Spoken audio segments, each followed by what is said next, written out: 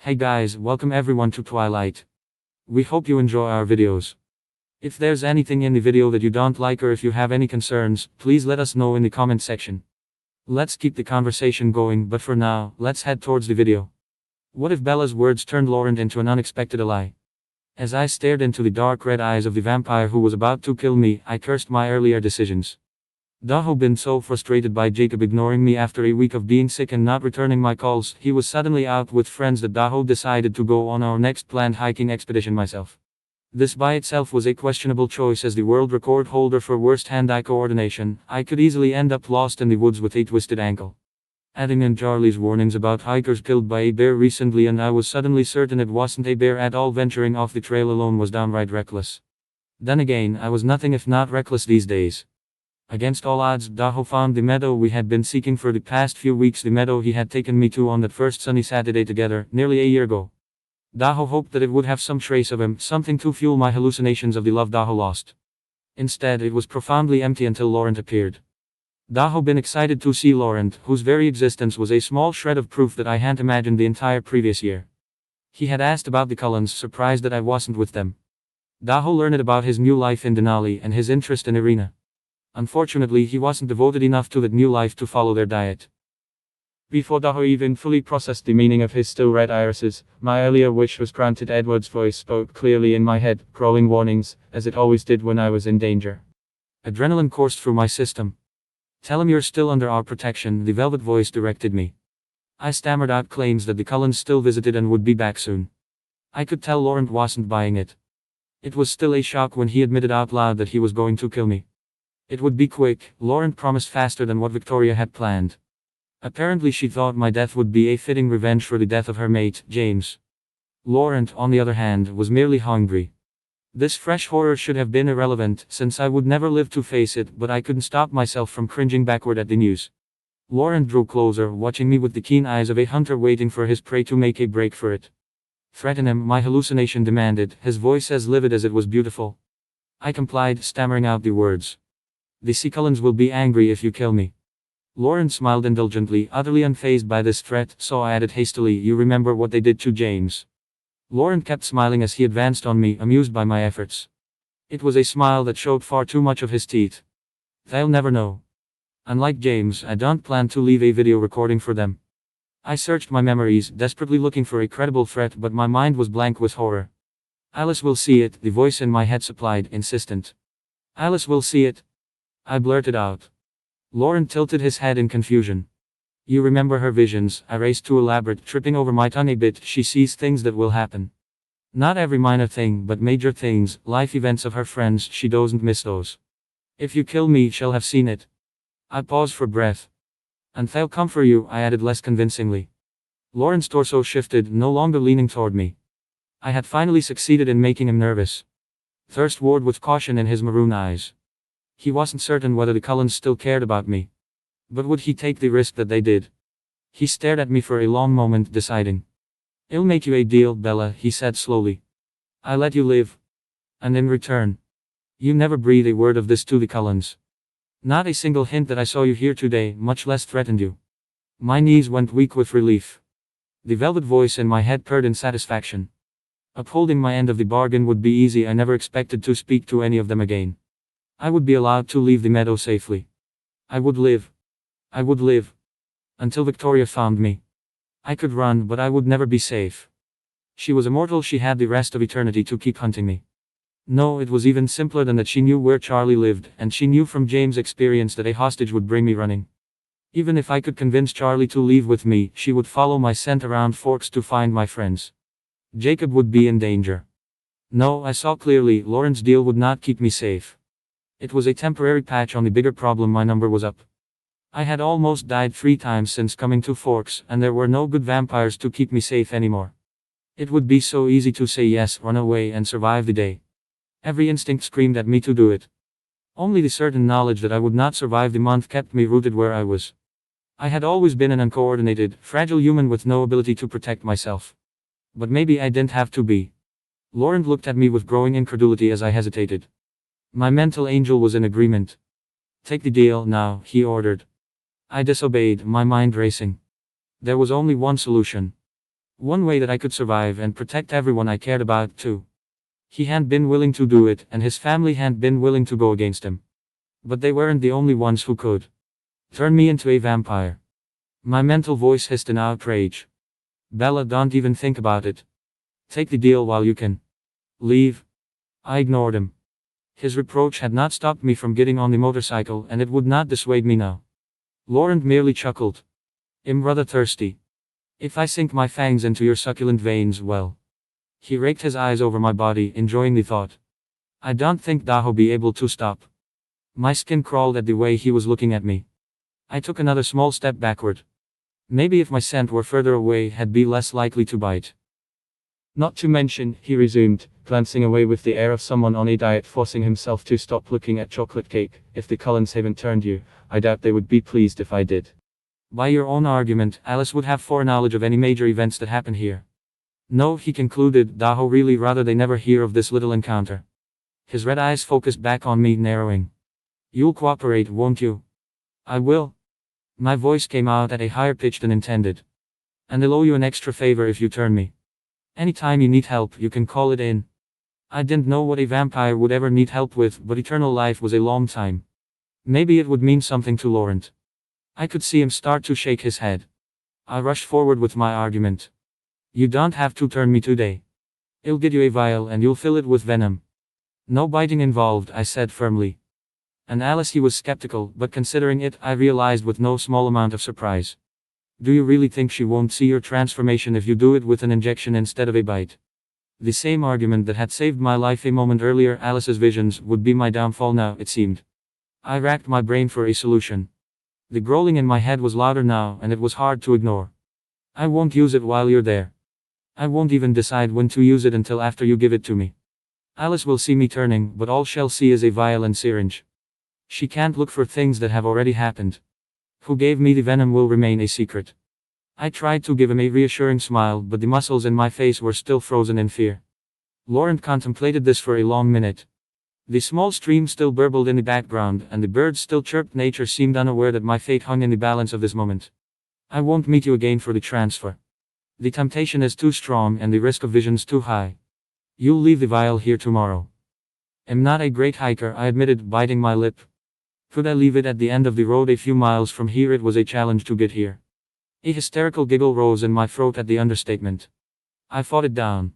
He nodded in acceptance of the amendment, then continued, You'll owe me a favor, any favor with no expiration date. You won't back out if what I ask for is difficult or dangerous. The deep red eyes probed my brown ones, looking for any hesitation. I could see that, whatever favor he intended to ask for, it meant a lot to him. Agreed. I met his gaze. Thankfully, my voice didn't squeak. Go now, before I change my mind. Laurent ordered, grinning with too much tooth showing. For once, the voice in my head was in complete agreement. I stumbled back toward my truck in a daze. At any moment, Laurent might change his mind, hunger overcoming self-preservation, and he might chase me down again. My scent clearly marked the trail. I had no chance of outrunning him if he decided to follow me, but some primal instinct bid me to hurry. My haste made me even clumsier than usual. A bird call rang out suddenly directly overhead. I started in mid-stride, my boot catching on a stone, and toppled over. I picked myself back up for the fifth time, running my fingers along my cheek to check whether the stick Daho fallen onto had drawn blood. Parts of my hair were matted and torn from catching on the brush. Both knees were long since scraped. But even though a drunkard could have made it through the forest with fewer stumbles, I stayed on course, and reached the road before dusk. I clambered into the driver's seat and slammed the door. Irrationally, I felt safer, though no metal frame would protect me if a vampire were on my tail. I took a deep breath, then started the engine. It roared to life, a comfortingly familiar sound. As I executed a too-wide U-turn and accelerated up to speed, the fear receded for the first time in hours. In its place, uncertainty flooded in. If I went through with this, I wouldn't be able to live with Charlie anymore, not unless I wanted him to become a snack next time I was hungry. I shuddered at the idea. I would lose Jacob, the only one who made me feel alive nowadays, if I hadn't already lost him, that is. I wouldn't graduate high school. I would never again see Renee and Phil, or Angela and Ben, or even Mike. All the little things in life would be gone, none of them important by themselves, but leaving a gaping hole with nothing to replace them. I would not see the Cullens again, although I would join their world. They would resent me for changing myself against their wishes.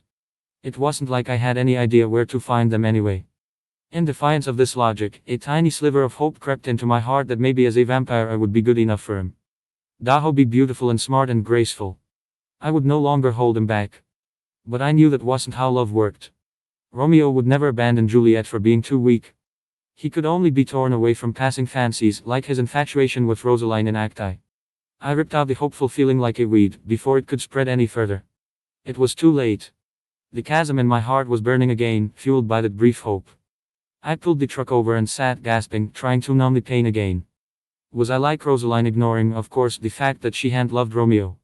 All this time, Daho imagined what Juliet would do if her love moved on. Daho assumed I was a title character. But Daho never done anything protagonist-worthy. I had been protected by others, as part of their plotline, but their story had moved on. I was an empty void of a character, a shell left behind when the narrative didn't include me anymore. No. If I wasn't a main character yet, I would just have to become one. I would be strong and fast and able to protect the people I loved. A fairy tale princess needed a prince, but maybe I could be the star of a superhero novel. I chuckled hoarsely at the idea of myself fighting crime in Seattle. The pain abated enough that I could resume driving. 10 minutes later, I was on the road to the hospital. My resolve wavered as I drove past the turnoff that would take me to Charlie's house, but I kept the steering wheel firmly centered. There would be plenty of time for indecision later. If I wanted the option to change, I needed a vial of Laurent's venom, and for that, I needed a vial. I also needed some serious painkillers, because I knew the transformation would be agonizing, and I was pretty sure I couldn't buy those over the counter. I didn't feel great about stealing from a hospital, but it was the only plan I could think of. I pulled into my now familiar parking spot outside Forks Hospital. The last time I'd come here after an ill-fated motorcycle outing, Jacob had teased me about our frequent visits. "I'm surprised they haven't designated a spot just for you yet," he had said as he helped me out of the car. I had snorted. Now, after 8 miserable days with no word from him, the memory brought tears to my eyes. I blinked them back and headed inside. Drive. Gerandi, who manned the evening shift since Carlisle had left, looked unsurprised to see me. "Hey, Bella.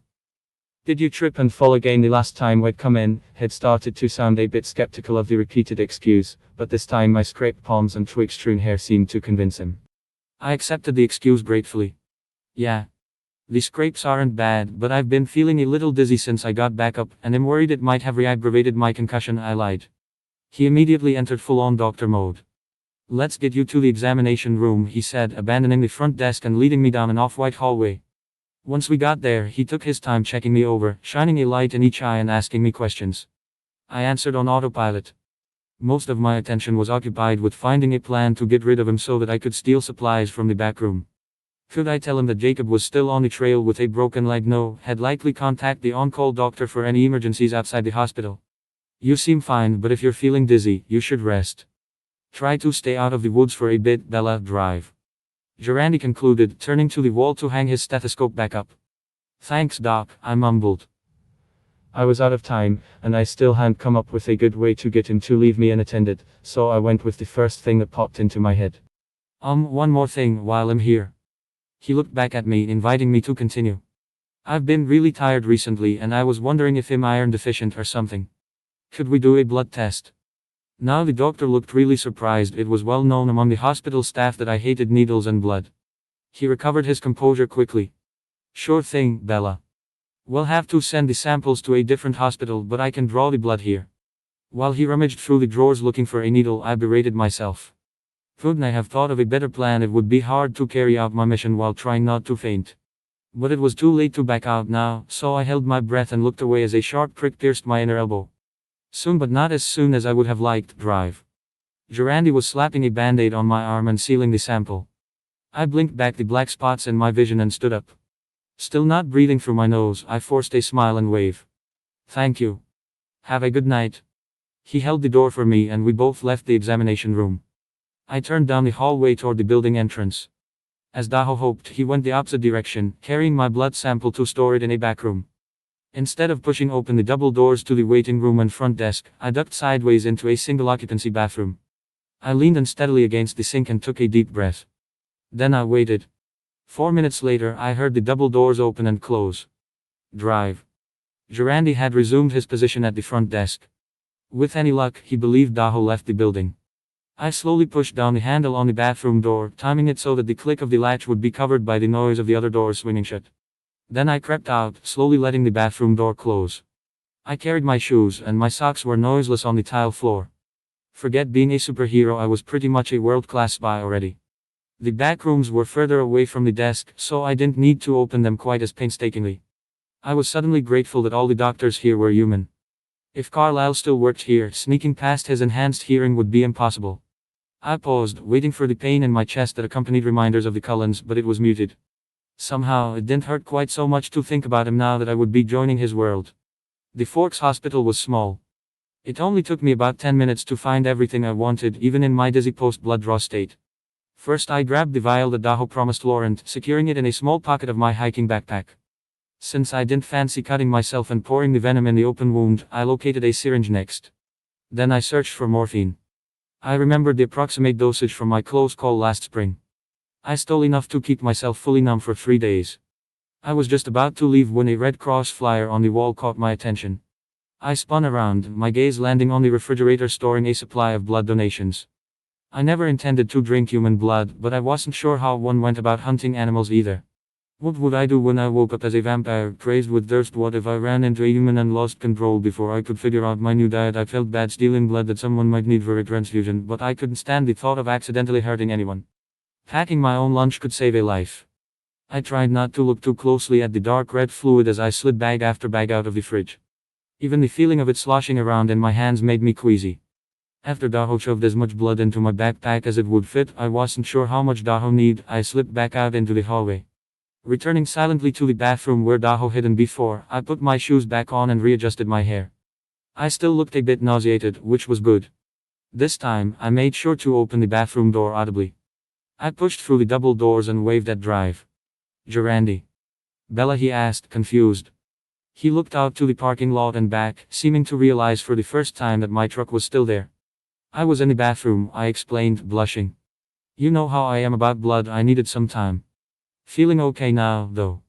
He nodded, his face relaxing. You take care now. Have a good night, I replied. I walked toward the exit, resisting the urge to run out of the building. Finally I reached my car and slammed the door shut. I buckled up, put the truck in reverse, and made my escape to the freeway. As I drove back toward the end of the dirt road where Daho agreed to drop off the vial, I allowed myself a small smile. It looked like I was home free as long as no one took an inventory of the blood fridge anytime soon. I woke up screaming.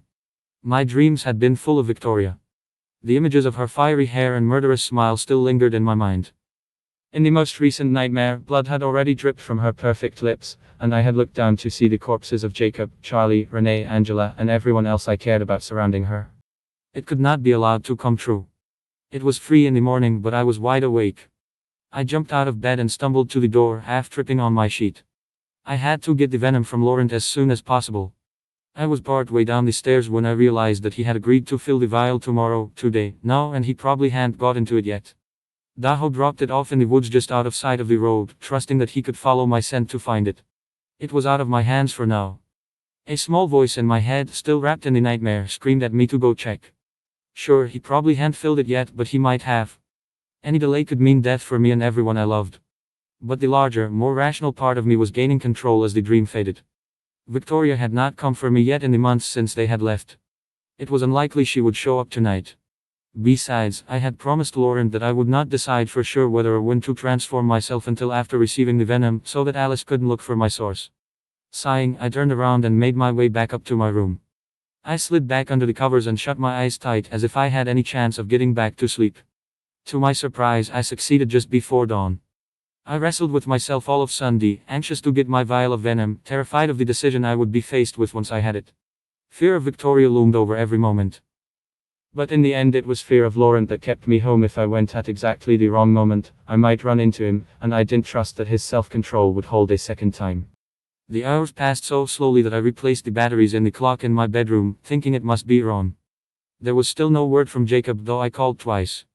Monday was impossibly even slower. I went to school, why did I even bother, but didn't hear a word my teacher said. I barely forced down a few bites of the bland cafeteria fare at lunch, and I was starting to feel a bit lightheaded during my last afternoon class.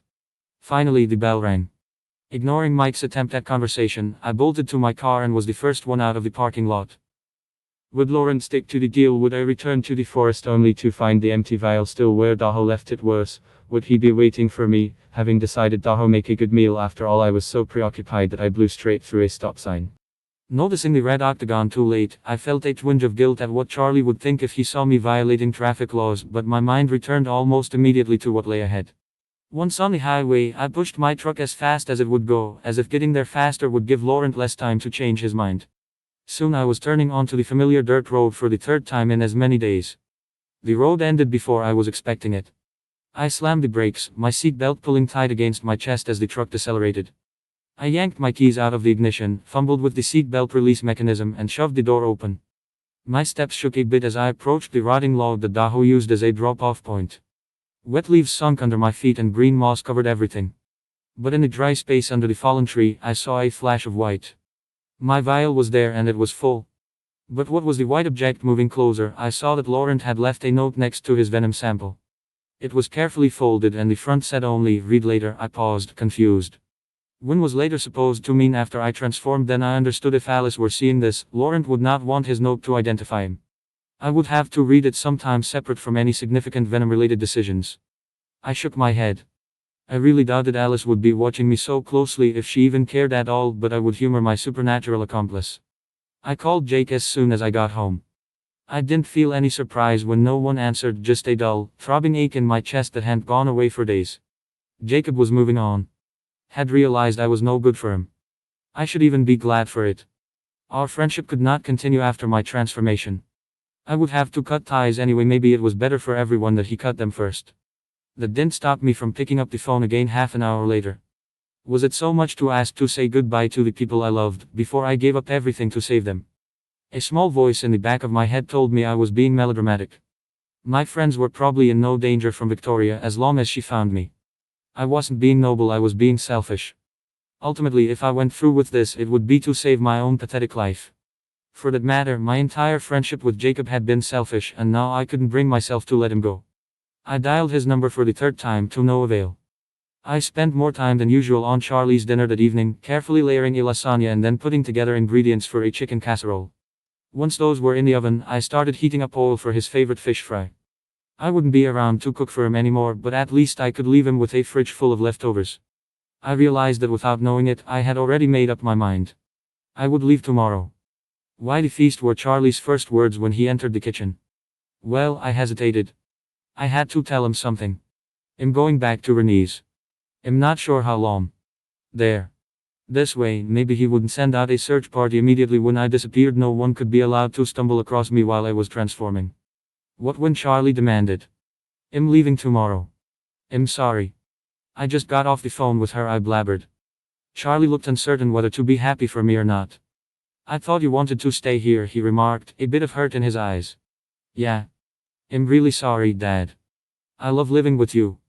I just need a break. Some time away from it all, as if I could forget him no matter where I lived. He softened. Well, I hope the time with your mom helps. It's just sudden. I shrugged. When Renee asked, it seemed right. But hey, I gestured at all the food, you should be set for a while. He grunted in appreciation. Once the dishes were done, I headed upstairs to plan for the next day. At first I thought that I would trek back to the meadow to make my change. It felt appropriate that my transition to my new existence would be there, at the site where so many significant chapters of my life had already taken place. But it was far too close to humans. He had been able to run from the meadow to the road in the space of minutes, even with me on his back. If I screamed from the pain of my transformation, someone might be close enough to hear. I would be a danger to any hikers that stumbled upon me. So I mapped out my options, finally choosing a location that seemed remote enough. With that settled, I took a shower.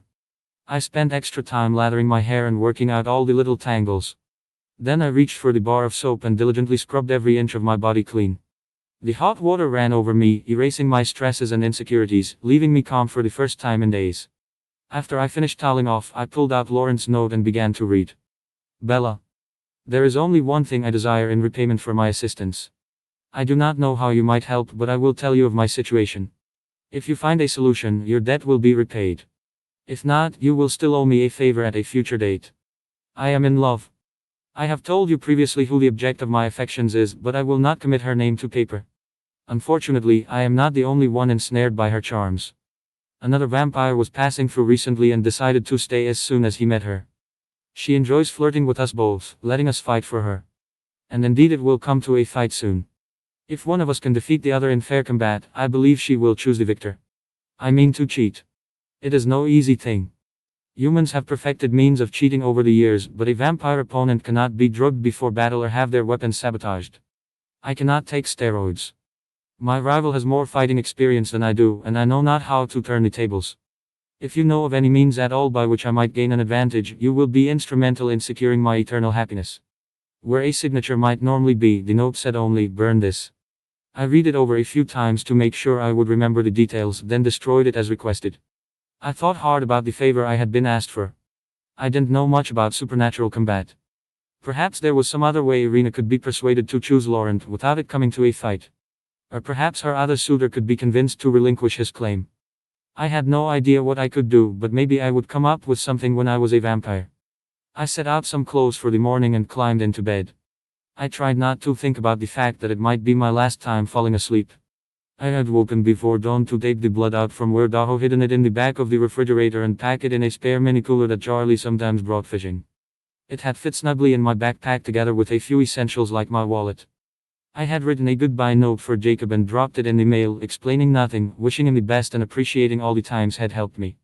I had emailed Renee, telling her that I was leaving on a backpacking trip and wouldn't have access to my computer for a while. Hopefully that would keep her from calling Charlie when she didn't hear from me. I had awkwardly hugged Charlie goodbye. And I had made the long drive and subsequent 4-hour hike to my remote chosen location, all without crying once. Could vampires cry? I didn't remember whether Daho ever asked. The isolated section of forest where I stood now had nothing to recommend it. There were no trails. There was no destination. The nearest road was 6 miles away and full of potholes. There was no reason whatsoever for a human to be here. There weren't even many animals. Perhaps Daho scared them off as I tromped through the sparse forest. Or perhaps they just didn't feel like poking their heads out into this drizzle. I could sympathize. I wasn't too happy to be out in the rain either. I pushed my damp hair back from my face and surveyed my surroundings. A clump of pine trees stood to my left, towering over a bed of soft earth and pine needles. It was as good a place as any to sit down. Appropriate even, since Daho soon be sticking myself with a different kind of needle. I sat down numbly. I hated needles. I breathed in the cool forest air and took the chance to reflect. Somehow, I had spent the last 9 hours of my human life moving robotically forward, and I needed to wrestle with the consequences of what I was about to do. No, it was more like the last 6 months of my human life. How could I have wasted my time with Charlie like that? Though Daho said my goodbyes as well as I could today, Daho lost months of time together, and it weighed on me. We'd never been the types for heart-to-heart conversations, but Daho quietly enjoyed his company, before Daho sunk so far into the depths of misery that Daho lost the ability to enjoy anything. I would never get the time back, and he would always remember me as a shadow of myself. Would he think Daho committed suicide? Would he blame Jacob for abandoning me when I was already so fragile that a single break would shatter me? Would Jacob blame himself? The thought tore at me. I hated to think of the people I loved hurting. It was for them, after all, that Daho kept myself going for all these months. But they would lose me one way or another if I didn't stop Victoria, and for that, I had to be strong. And then, when it was over, Daho find a way to right them. Daho tell them that I was alive and had found a new life. For now, I would just concentrate on surviving. I steeled myself for what I was about to do. Even with the painkillers, I expected the transformation to be unpleasant. But if I had one talent in life, it was enduring. I had suffered through more injuries in 18 years than most people experienced in a lifetime. And I had survived pain far worse than the physical kind. I could endure this too. My shaking hands filled the syringe with a strong dose of morphine. It was only a fraction of what I had packed. I knew that painkillers would wear off in a matter of hours, so I hoped Daho be capable of injecting more later. I pinched the skin together over my left quadricep and brought the point of the syringe down. But I couldn't muster up the strength to pierce my leg. Ugh. Needles. I took several deep breaths. I was being ridiculous. In the past 3 days I had stared down a vampire, stolen from a hospital, and said goodbye to everyone I knew. Was breaking my skin really going to be the thing that stopped me? With a rush of adrenaline, I stabbed myself in the thigh, wincing as I pushed the plunger down. And then, before I could lose my resolve, I refilled it with venom and stabbed my other thigh. As I pulled the needle out for the second time, I winced in pain. Injections were never pleasant, but usually the discomfort stopped once the needle was out. This time, the puncture site throbbed. I shook my leg out, trying to clear the feeling, but it intensified. The feeling grew gradually sharper until it was burning a hole in my leg. I lay back, trying to relax my muscles, but my thigh tensed up in a futile effort to fight the pain. The sensation was horribly familiar. I had felt the same growing flames when James' venom began to spread through me last spring. It had reached the point where it hurt far worse than my broken leg full of glass, and that was saying something. This time, he wasn't here to suck the pain out. Even if I wanted to turn back, I couldn't. I felt a brief absurd satisfaction. I had committed. My future self could not bow out in a moment of weakness. Let the agony come for me, it would not stop me now. It came. Within 30 seconds I was screaming. My only hope was that some adventurous hiker might come across me and put me out of my misery. I resented my past self for every precaution Daho taken against it. How could I have thought that anything was worth this pain? Within 5 minutes the morphine had kicked in. It wasn't dulling the pain. Whatever the venom did to my body, it didn't seem to be allowing the opioid to bind to my pain receptors, but I could tell that the huge dose was taking effect because my limbs grew heavy and I found myself unable to move. Normally, being frozen in place would be horribly uncomfortable. I needed to fidget every so often to relieve itches and prevent my limbs from falling asleep. But all of it paled in comparison to the fire rampaging through my body. No, the worst part was that I could no longer scream. And if I couldn't make a sound, how could anyone find me to kill me? Within half an hour, I could barely remember any time in my life when I hadn't been in pain. Nothing mattered next to this. There was only existence and agony and my mind trapped inside my still body. My only reference point for time passing was the patter of raindrops falling onto a leaf nearby. The drops seemed unusually far apart. The rain had been steady while I hiked, but now I waited interminably for each bead of water to fall. The space between two droplets contained a lifetime of agony. Why couldn't time have sped up instead of slowing down? I counted raindrops, desperate to occupy my mind. Just over 30,000 had fallen when the morphine wore off. As soon as I regained use of my voice box, I abandoned my count and resumed screaming.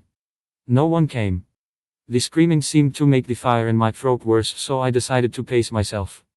If anyone were in range to hear me, then they would probably still hear me a minute later. I estimated the raindrops were falling twice a second. Once every 100 drops, I compromised with my throat, I would scream. I realized that my facility for rational thought and self-control must be returning. I could feel my brain expanding in other ways, too. I could hear more distant rain falling now, and it created a soothing backdrop to my nearby beat. At another time, I might have been proud of my improved sensorium. Right now I could only regret the increased capacity for pain. My nails dug into my palms as the fire impossibly intensified. It was like I had twice as many nerve endings as before. I could feel that the texture of my skin had changed, too. It was harder and colder. I was becoming more durable. A passing hiker would no longer be able to slit my throat. I stopped bothering to scream. An unknown amount of time later, I realized my heart was picking up speed, racing faster in protest of its coming demise. The burning in my extremities diminished slightly as the venom focused its fire on the defiant organ. Eventually the fire receded entirely from my fingers and toes, but the pain in my chest was so all-encompassing that I could not be grateful. The final moments of my transformation were indescribably painful. My feet and hands escaped the torture, then my calves and forearms, then finally my arms and legs and head as the venom withdrew into my torso. It assaulted my heart with an intensity that would not have been possible for a human to feel. The raindrops seemed to tick by even slower than before, drawing out my last bit of agony into an eternity. But eventually, the end did come. The fire went out over my desperately racing heart and it stopped beating. Having consumed their own fuel, the flames died too. I lay there for a few raindrops, appreciating every feeling that wasn't pain. I relished the ground underneath me, feeling each individual bump where a pebble lay buried under the earth, and observing each tiny prick of a needle failing to pierce my rock-hard flesh. I savored the gentle breeze playing over my wet skin. Experimentally, I drew in a breath and 100 rich flavors rushed in. In that small draft of air I could taste the different components of the wet earth, the crisp aroma of pine needles, and the scents of the small animals that lived nearby. But one sharp and sweet smell dominated the rest. I didn't know what it was, but it sent a jolt of adrenaline to my brain, telling me that there was a predator nearby. My body reacted on instinct. A tenth of a second after I inhaled, I had pulled myself up into a defensive crouch, searching for the source of the dangerous scent. My eyes met those of another vampire, leaning up against an oak tree 20 feet away. "Bella," Alice beamed at me, "I'm so thrilled you decided to join us." I blinked, not quite sure if I could trust my new senses. This girl had all the same features that I remembered, although my human memory was already growing fuzzy, but 100 times higher resolution. I could see the details in every facet of her perfect jawline. I could tell that every jet black hair was immaculate, with no split ends to be found. I could make out minuscule bits of dirt where the rain had streaked her face. A dizzying array of colors blended together to form her golden irises. The detail level overwhelmed me for a fraction of a second before my brain confirmed that it was indeed Alice. With that settled, I relaxed my defensive stance and happiness flooded into me. I had missed her so much. I would have thought I was experiencing another delusion, but I didn't believe my mind could have invented her face so perfectly when Daho never before seen it at this resolution. Alice, I finally asked. I was momentarily startled by the new bell-like sound of my voice. What are you doing here? I saw you about to change, of course. You came out gorgeous, by the way. I can't tell you how excited I am that we're going to be sisters again. She enthused. I didn't tell the others what I saw happening, I just came straight here, so they'll all be so surprised. I can't wait. But I suppose first you must be thirsty. My throat burned at the mention of it, and I realized that I was indeed thirsty.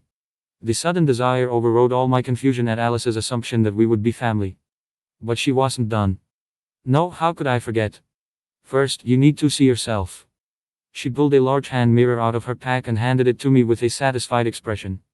I stared at my reflection, horrified. There was no doubt I was beautiful.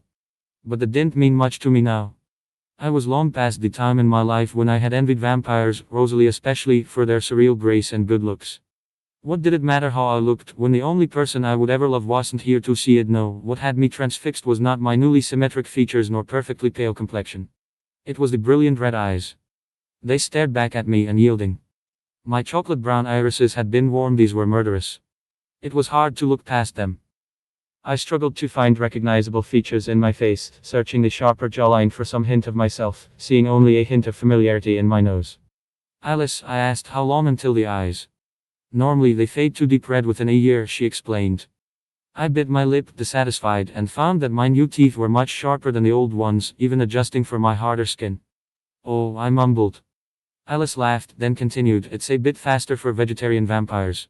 You should reach amber after a few months of drinking animal blood. The reminder of blood reignited my thirst. My left hand flew to my throat. Right. Shall we hunt? She asked me. I actually packed my own lunch, I explained. I didn't realize you'd be here and I didn't want to, snack on any humans accidentally. Alice looked confused, so I unzipped my backpack and withdrew the small cooler full of blood. The sight of the red liquid was irresistibly attractive and my instincts took over. I ripped a bag open with one razor-sharp nail and poured the contents down my throat. It was easily the most delicious meal Daho ever had in my life, but I wasn't satisfied. I downed another, then another. When my stomach was so full that it felt a bit sloshy, I finally slowed down and came to my senses. There was only one bag of blood left. Oh, I looked at Alice, mortified by my lack of self-control, but she seemed merely amused. Do you want some? I gestured at the last bag. I knew it was polite to share, but some instinct inside me growled at the thought of giving up any of the delicious liquid, even though I couldn't possibly have swallowed another mouthful. Thankfully, Alice shook her head. I tucked my leftovers back into the cooler along with the half-melted ice packs and slung my bag over my shoulder. Then I looked down at myself and winced. My clothes were sweaty and ripped in various places from my writhing during my transformation. I had no doubt my back was covered in pine needles and dirt. And most recently, Daho spilled a bit of blood on myself.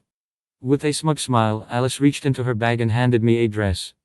It seemed her sense of fashion still outweighed her common sense. Why would I want a dress in a forest? But I couldn't deny that her precognition came in handy sometimes.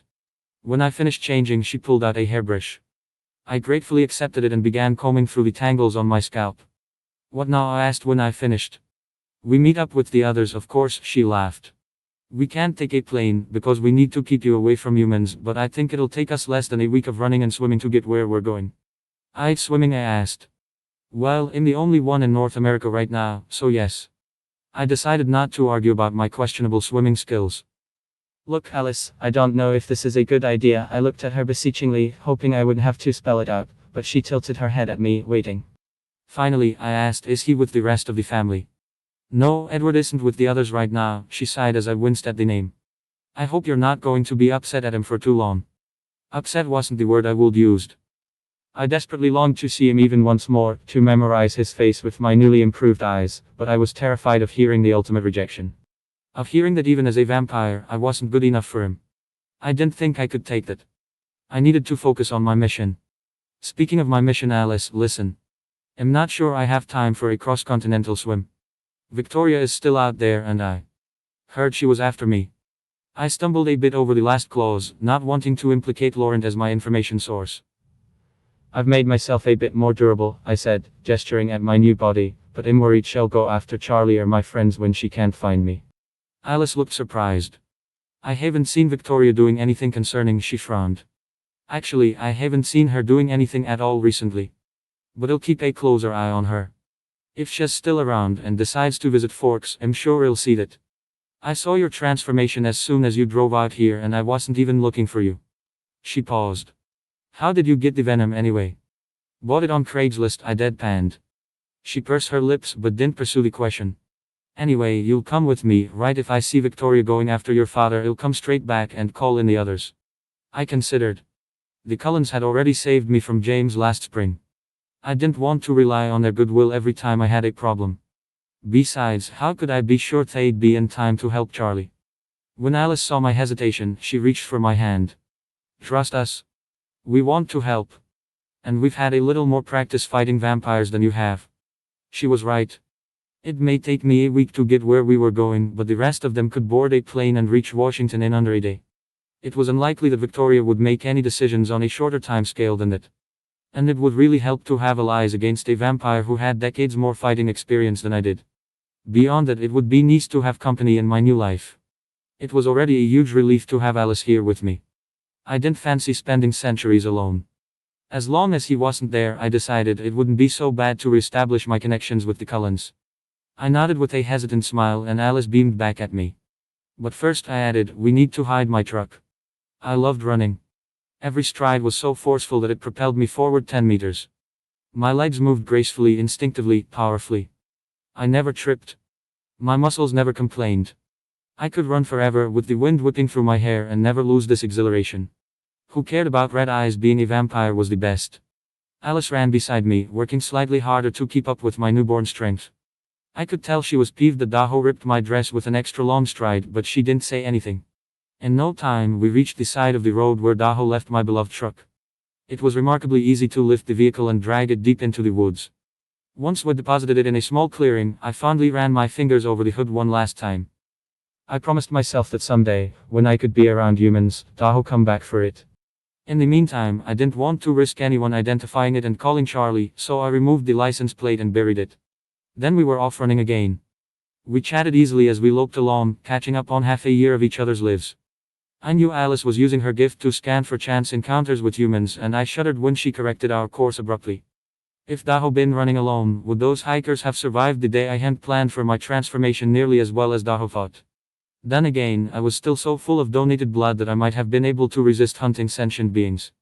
We were halfway across the state when Alice pulled up, inhaling sharply. I recognized the vacant expression she often wore when she had an important vision. I waited impatiently for her to come back to herself. What's happening? I demanded as soon as the faraway look faded from her eyes. Victoria, she gasped. Immediately, I whirled around and sprinted back the way we had come. I could be home within a couple hours. Bella, wait. Alice called after me. Stop. I resisted the impulse to keep running. Alice had better have a really good plan to justify leaving Charlie unprotected for even one more second. What? I snarled. She's not going to Forks. She's not. I relaxed a bit, but I was still confused. Did she find my trail and realize Daho left town? No, she's not coming for you at all. She's going after Edward. And she's got company. Well, where is he? We have to help him. I exclaimed. Bella, it's really dangerous, Alice warned. I don't care. We can't let her hurt him. She's got a friend with her, someone I don't know, and this new girl is powerful. From what I can see, Edward is barely fighting back. He slowed down. Alice paused to replay some of the scene in her mind, trying to pinpoint the power. Victoria's tearing him to pieces and he can't react quickly enough. I growled at the image. I'll kill her. Bella, if I'm right about this girl's gift, she could wrap us in it too. None of us would be fast enough to do anything. We'd just get ourselves killed. I didn't care about living in a world where Edward was dead. But that wouldn't sway Alice, so I searched for a different argument. Well, maybe you're wrong. Maybe she can only slow one person at a time. Can you see it affecting me? I asked. I was determined to go, so Alice would see me there. Alice's eyes went blank again, checking. No, she finally answered. You're not slowed down. So if we both go. She blinked, then refocused on a third vision with the two of us there. That's strange. I'm affected and so is Edward, but not you. Sosha's not limited to one at once, I frowned. But why wouldn't she use her ability on me too, I thought for a bit. Maybe it's harder the more people she tries to cover and they figure the two of them can take me easily. Actually, just Victoria, Alice interjected, the other girl seems to slow herself down too when she activates her power. Well, regardless.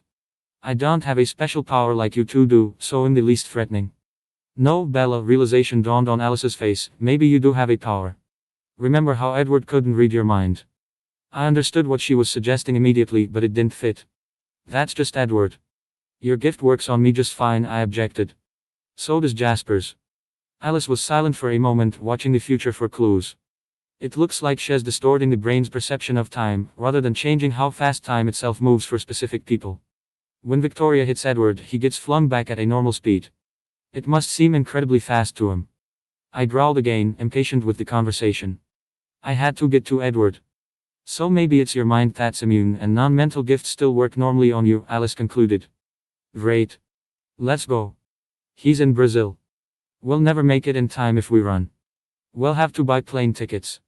Her eyes were wide. An airport full of humans. Great. My throat burned at the thought of being cooped up with the scent of fresh blood for an entire plane trip. But I had to try, didn't I, knowing that if I lost my self-control and attacked a human, they'd shut down the flight, and I'll never make it in time. Surely my love for Edward could outweigh my thirst for blood. Buy the tickets. I'll live. She must have seen that I could do it, because she nodded and dialed the airline. Her acceptance gave me greater confidence in myself.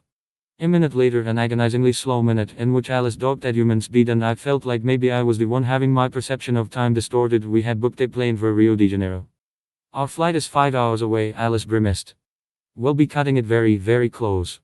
I see us reaching Edward just as Victoria does if there are no slip-ups. But there isn't a sooner flight and I'd be slower to run. Try other airlines, other airports, I suggested, desperate. We were an hour's run out from SeaTac, but we could probably make it to Portland in 2 hours if they had sooner flights. Even arriving a minute sooner could mean the difference between life and death. Already checked, Alice gave me a look as if to say, why would I call them when I could simply envision myself doing so? I rolled my eyes back at her. Bella, we can make it in time, she reassured me. And we won't be idle in the meantime. We won't. No. It's time for you to learn how to fight. My biggest advantage was my brute strength as a newborn. Alice's biggest advantage was that she could foresee anything I decided to do and counter it perfectly. I was losing every time. Bella, you can't just go for the obvious attacks. Victoria will predict those and dodge, she chided me as I picked myself up yet again. You predicted whether it's obvious or not, I grumbled. How am I supposed to tell what would work on her? She must have fought plenty of vampires over the years. Whatever your instincts are telling you to do, it's probably too obvious. So I tried to ignore my instincts and do random other things. Unfortunately, I had no idea what sorts of other things were good fighting moves. Without my gut as a guide, I was trying moves that left me completely unguarded against counterattacks and lashing out at angles where I couldn't apply much force. After the 8th time Alice pinned me, I concluded that instincts were actually pretty helpful. I sighed, still on the ground. Do I have any hope at all, or will Victoria kill me in about 2 seconds? Alice looked ahead for a moment. 3.7 seconds. You charge toward her right side, she sidesteps, then she swipes a chunk out of that unprotected left side we've been talking about. It goes downhill from there. My head whipped up. What if I start by aiming for her head? I decided to do so, hoping that would be enough to let Alice see the outcome. Alice's eyes went blank again. She dodges. You last 4.6 seconds instead. That's not going to work, Bella. But I was only getting started. Which direction does she dodge? I demanded. No, wait. Stand there, I'll punch toward your face and you show me how she moves. She obliged me.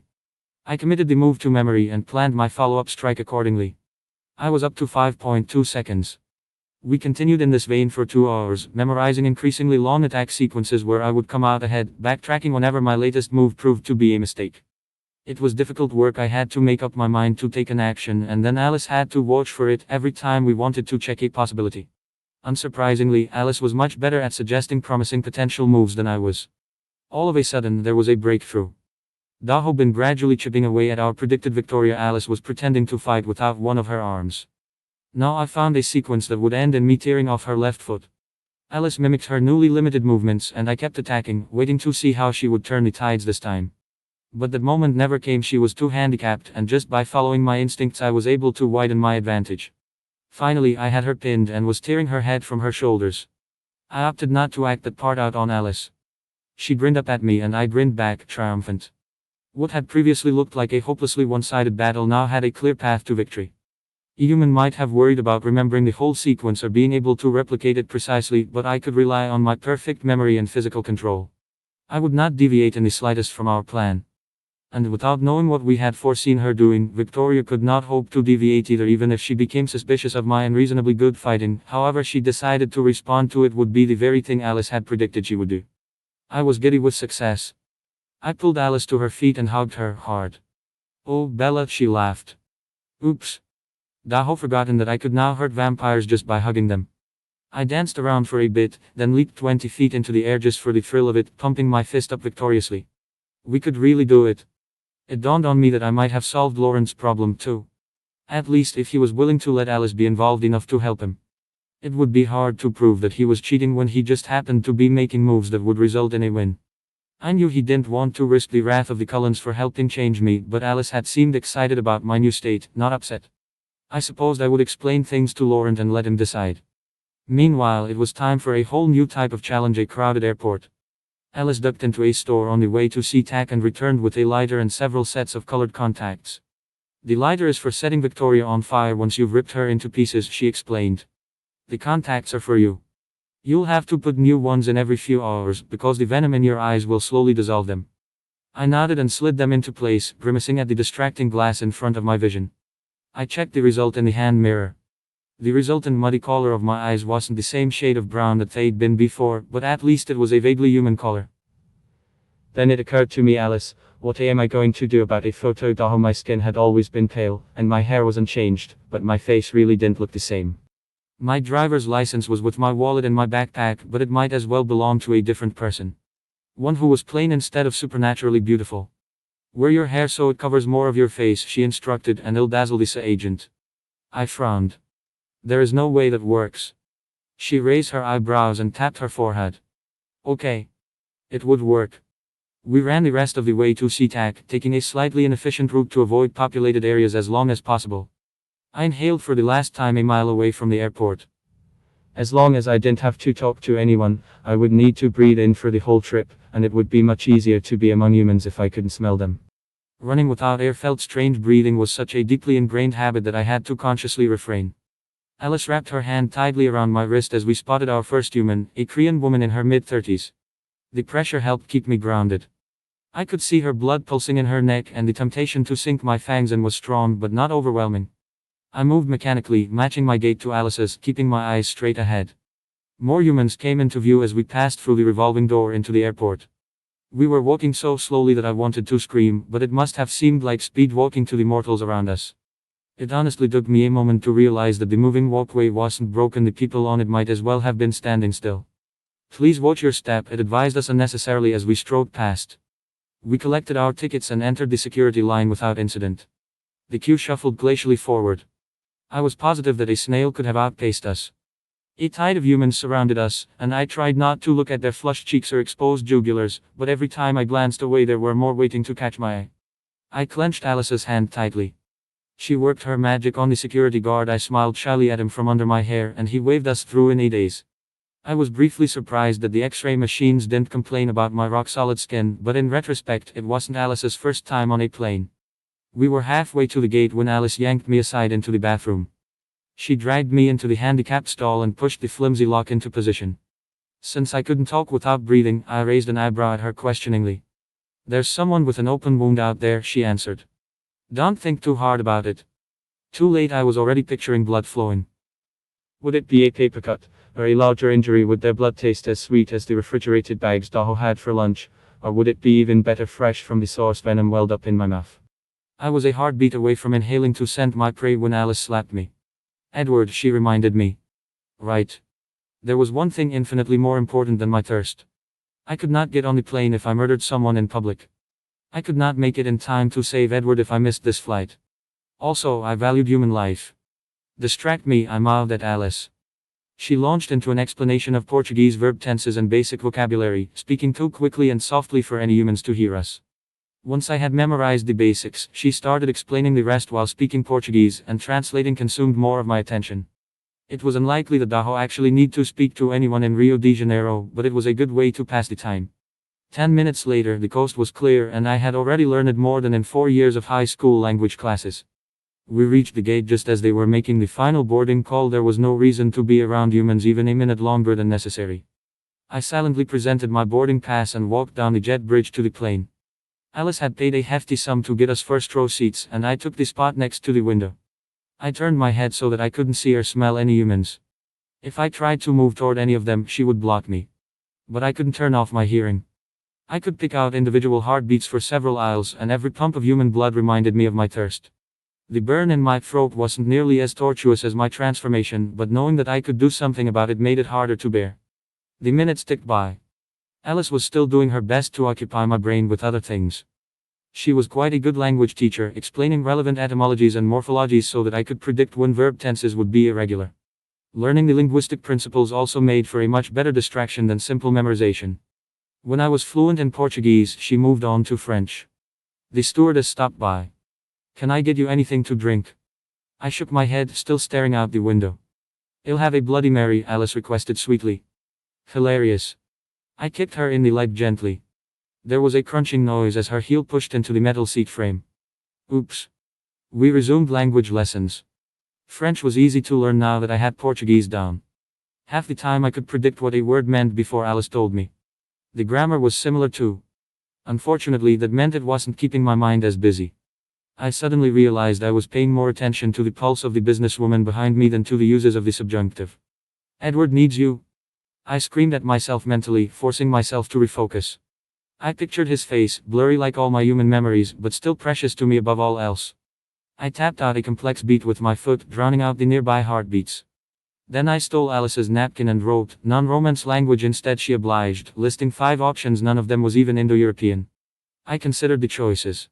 Sign language was the most obviously practical for my current situation, but in order to learn it I would have to look over at Alice and inevitably, I would see past her to the humans on the other side of the aisle. A spoken language seemed safer. I picked the first on her list. I was 3 hours into learning Mandarin when the plane touched down. As soon as it was off the runway and preparing for taxi, Alice and I stood up. I hastily stuffed the napkin and pen into my bag and stepped out into the aisle. Ignoring the stewardess' rebuke, we shoved open the exit and jumped out of the plane. As soon as we were out of sight of the windows, we started running at full speed out of the city. We crashed through the jungle, following the faint traces of Edward's scent. The newborn blood in me made me faster than Alice by a good deal on an open plain, but the thick foliage slowed me down. She could always tell which path was fastest, deciding on a route and then changing her mind over and over as she foresaw the obstacles in the way. After my first few times sinking into muck or tangling with thick branches, I learned to follow her steps. All the while she was mentally shouting for Edward, knowing that he would pick up on her thoughts at a wider range than he could hear our voices. And then, suddenly, I saw him running toward us. He was impressively fast even by vampire standards, but no longer a blur to my enhanced eyes. Our paths met in a small clearing. I stared. He was the most breathtakingly beautiful creature Daho ever laid eyes on. My human memories had done him no justice. Every facet of his face was sculpted to perfection. Where the sunlight filtered down through the leaves and touched him, he sparkled, and the radiance perfectly accentuated his angelic lips. His eyes were a shade so captivating that I couldn't believe Daho ever assigned it the single word amber. He was staring at me too, disbelieving, lips parted slightly. I could have spent eternity memorizing the lines of his chin, but I regained enough of my awareness to wonder that we had made it with time to spare. Alice's visions didn't account for themselves. I realized she could see how long it would take us to get somewhere with no additional future information, but she couldn't see how long it would take if she made iterative improvements based on her visions. It was the sort of thing that would have made my head spin when I was a mere mortal, and I marveled for a moment at the speed up in my thinking. Some tiny part of me wondered if Mr. Varner's calculus lessons would make any sense now. Not that I would ever find out. Before any of us spoke, there was a rustle at the far end of the clearing and Victoria stepped out. "Bella, how kind of you." Victoria smiled, her teeth on full display. "It was ever so troublesome getting around those wolves and forks, so I thought Daho rendezvous with your boyfriend first. But how thoughtful of you to join us and save me a second trip." Wolves, I wondered. Victoria's companion, a small brunette vampire, lurked in the shadows behind her. Edward had dropped into a defensive crouch in front of me as Victoria spoke, and I realized he didn't know about the powers at play. I yanked him back, trusting Alice to telepathically explain why I needed to be the one on the front line. Victoria's smile twisted even wider. Good. Daho hope Daho get to kill you first, Bella. It wouldn't be proper justice if Edward died before having to watch you. There was no point letting her monologue. There was no planning left to be done. There was nothing to say to Edward, the man I loved and the man I might die for. No point letting him crush my faint hopes and leave me emotionally off balance for the fight. I was done with letting more powerful beings decide my fate. I was one of the powerful beings now, and it was time to spring forward and execute the moves Daho memorized. Victoria screamed, "Now, Miranda." The brunette Miranda replied, but the words were at such a low frequency as to be unintelligible. I could see the exact moment Victoria realized the time distortion was already in effect, and not affecting me. Her eyes widened, her smirk dropped, and she sank into a crouch. My fist sailed toward her face, but as she dodged, I was already aborting the motion. I twisted toward where I knew she would be, kicking out, and her ribcage cracked under the force of my foot. She sprang backward. Her body was already healing, but it was taking energy. She would be just a little slower until the next time she could feed, or so Alice had told me. Victoria was mostly a defensive fighter, relying on her instincts to find the best evasion path and only taking the very best openings to strike herself. To lure her in, I would have to leave a very obvious weakness. Fortunately, I was a novice fighter with no defensive skill and fairly high pain tolerance. When practicing with Alice, it had required no iteration at all to leave myself open to a painful but not fatal hit. I settled into an off-balance stance and Victoria lunged in to strike at my unprotected left. I knew exactly how she would move, and as I took the hit from her right arm, I intercepted her left arm's trajectory, gripping it at the shoulder. With my newborn strength, it was almost easy to rip through the connective tissue. Victoria hissed in pain and sprang backward, now missing a limb. Flinging the disconnected arm behind me, I advanced, lashing out with choreographed punches. As Victoria dodged for the fifth time, my foot swept out, tripping her. She stumbled back, but regained her footing quickly. No, she was supposed to, but she didn't. She tripped on a tree stump and staggered further backward. It dawned on me that we weren't supposed to be fighting in this particular clearing. If we hadn't been iterating on Alice's visions, we would caught up to Edward in a different section of forest, and the battle would happen there. Alice couldn't have predicted this particular bit of terrain. And now my memorized sequence was useless. I didn't know anything about fighting. Well, I did know that you were supposed to press your advantage after your opponent tripped. I launched forward and struck at her. Victoria evaded easily and kicked out at me in reply. Too slow to dodge, I took the foot to my ribs, and tried to grab her leg as it swung back down. I missed. She feinted left, then slammed a knee into me with enough force to knock me over. Then she was on top of me, gravity overcoming my raw advantage in strength, biting at my shoulder. I managed to throw her off, but not before her fangs had removed huge chunks of flesh. Lurching to my feet again, I circled her, desperately looking for a strategy that could bring me back to winning this fight. She was still missing an arm and I was still stronger, but she was fighting too smart. Too smart.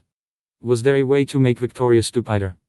It'll be even more fun watching you die than it was watching your boyfriend, I taunted. The words didn't come naturally to me. In truth, Daho felt nothing but relief at James' death, but it seemed like the sort of thing someone would say to provoke a fight in a storybook. Do you want us to put your ashes together? Oh, that's right, we dumped his remains in the garbage after we burned him.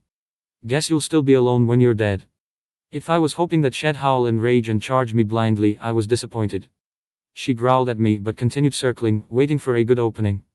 I realized that Daho paced too far to the side. If I went any further that way, she'd be able to dash around me and strike at Edward and Alice while they were vulnerable. Instead, I closed the gap between us again, grabbing for her remaining arm with the hope of disabling her further. She raised the arm to bait both of my arms into moving high, then lashed out with another quick kick at my exposed middle. I growled at the pain. Trying to kick back at her lost me a chunk of my leg. I disengaged again. My one consolation was that I was probably fighting better than she expected. Newborn vampires were supposedly out of their minds with bloodlust, and I was at least vaguely strategizing rather than attacking blindly. Older vampires had usually learned more restraint, at least when they weren't around fresh blood. Oh.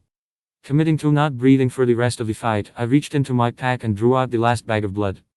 My razor-sharp nails punctured it, letting drops of blood spill out over the ground. Just the sight of it made venom well up in my mouth. Victoria made the mistake of inhaling before she realized what was happening. Her eyes darkened and she sprang forward, caution abandoned. She seized the bag from me and gulped it down, even as my arms locked around her other shoulder and pulled. It was harder to find the right angle without Alice's instructions, but I kept my hands locked on her even as she tried to wrest the appendage away, and eventually I was rewarded with another horrible ripping sound. Missing both arms, there wasn't much she could do but run. I was faster. I knocked her down, sank my teeth into her, and tore her head from her shoulders while my knees pinned her body to the ground. Then I separated her legs from her torso, and began shredding all the parts into smaller pieces. Drawing Alice's lighter from my backpack, I lit the whole pile on fire. As satisfying as it would be to watch Victoria burn, it was past time to check on Edward and Alice. I turned to the other side of the clearing. They seemed to have the upper hand on Miranda with all three under the same time distortion effect. The 2-on-1 advantage would be decisive even without the Cullens' ability to predict their opponent's moves. But with everyone moving 20 times slower than usual, their combat hand progressed nearly as quickly as mine. Miranda was stalling, waiting for Victoria to finish me off and join her. It took me only 1/10 of a second to cross the glade and end their fight. I knocked Miranda to the ground easily and positioned my nails at her throat in a clear threat. "I surrender," she called immediately. My companions surged to my side, and it was evident she'd stopped using her powers on them. Did she think I was going to let her live just because she'd surrendered? She had volunteered to help kill Edward. I snarled, burning with anger and vengeance. "Please." Miranda's ruby eyes met mine. "It was nothing personal. Victoria had blackmail on me."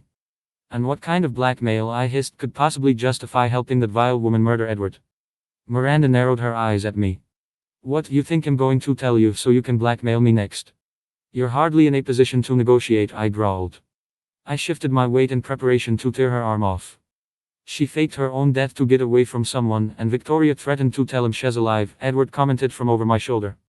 Miranda glared at him from the ground. "How did you know that?" "I read minds," he answered casually, moving forward into my view. She stiffened. "Oh really, what am I thinking of?" "The last time you played on a swing set, in the middle of the night in Wisconsin." Miranda groaned. "All right. Am I going to spend the rest of my life getting blackmailed then?" "I don't plan to use anything I heard against you. I apologize for the invasion of privacy, but I can't really help it." He smiled disarmingly. "I'm Edward, by the way. My obnoxiously psychic sister is Alice, and the incredible woman poised to dismember you is Bella." "Charmed," the small brunette answered sarcastically. "I'm Miranda." "I think you'd better tell them your story before Bella loses her temper," Edward advised, pointedly eyeing my grip on her shoulder. "I will if you don't, and I'm missing some details." Miranda assessed the situation for a moment, then conceded. "Fine. You can let her up now, Bella," Alice added. "I'll tell you if she gets any ideas about running." My newborn instincts were still aching to rip Miranda into tiny pieces, but I forced them down. I reluctantly unpinned my tiny opponent and scooted to the side, forming a loose circle with the four of us. She sat up, stretching out her still intact limbs. "Where do I even begin?" she wondered. "At the very beginning," Edward encouraged. "Your human life. We've got time." Miranda shot him a skeptical look, then began to speak. "I was born in Virginia in the late 1800s," Miranda began. "I don't remember much, but I know my family was poor and unhappy. There wasn't always enough to eat. My parents didn't want a daughter, and when things went badly they took it out on me. I was never strong enough to fight back, so I became well practiced at disassociating.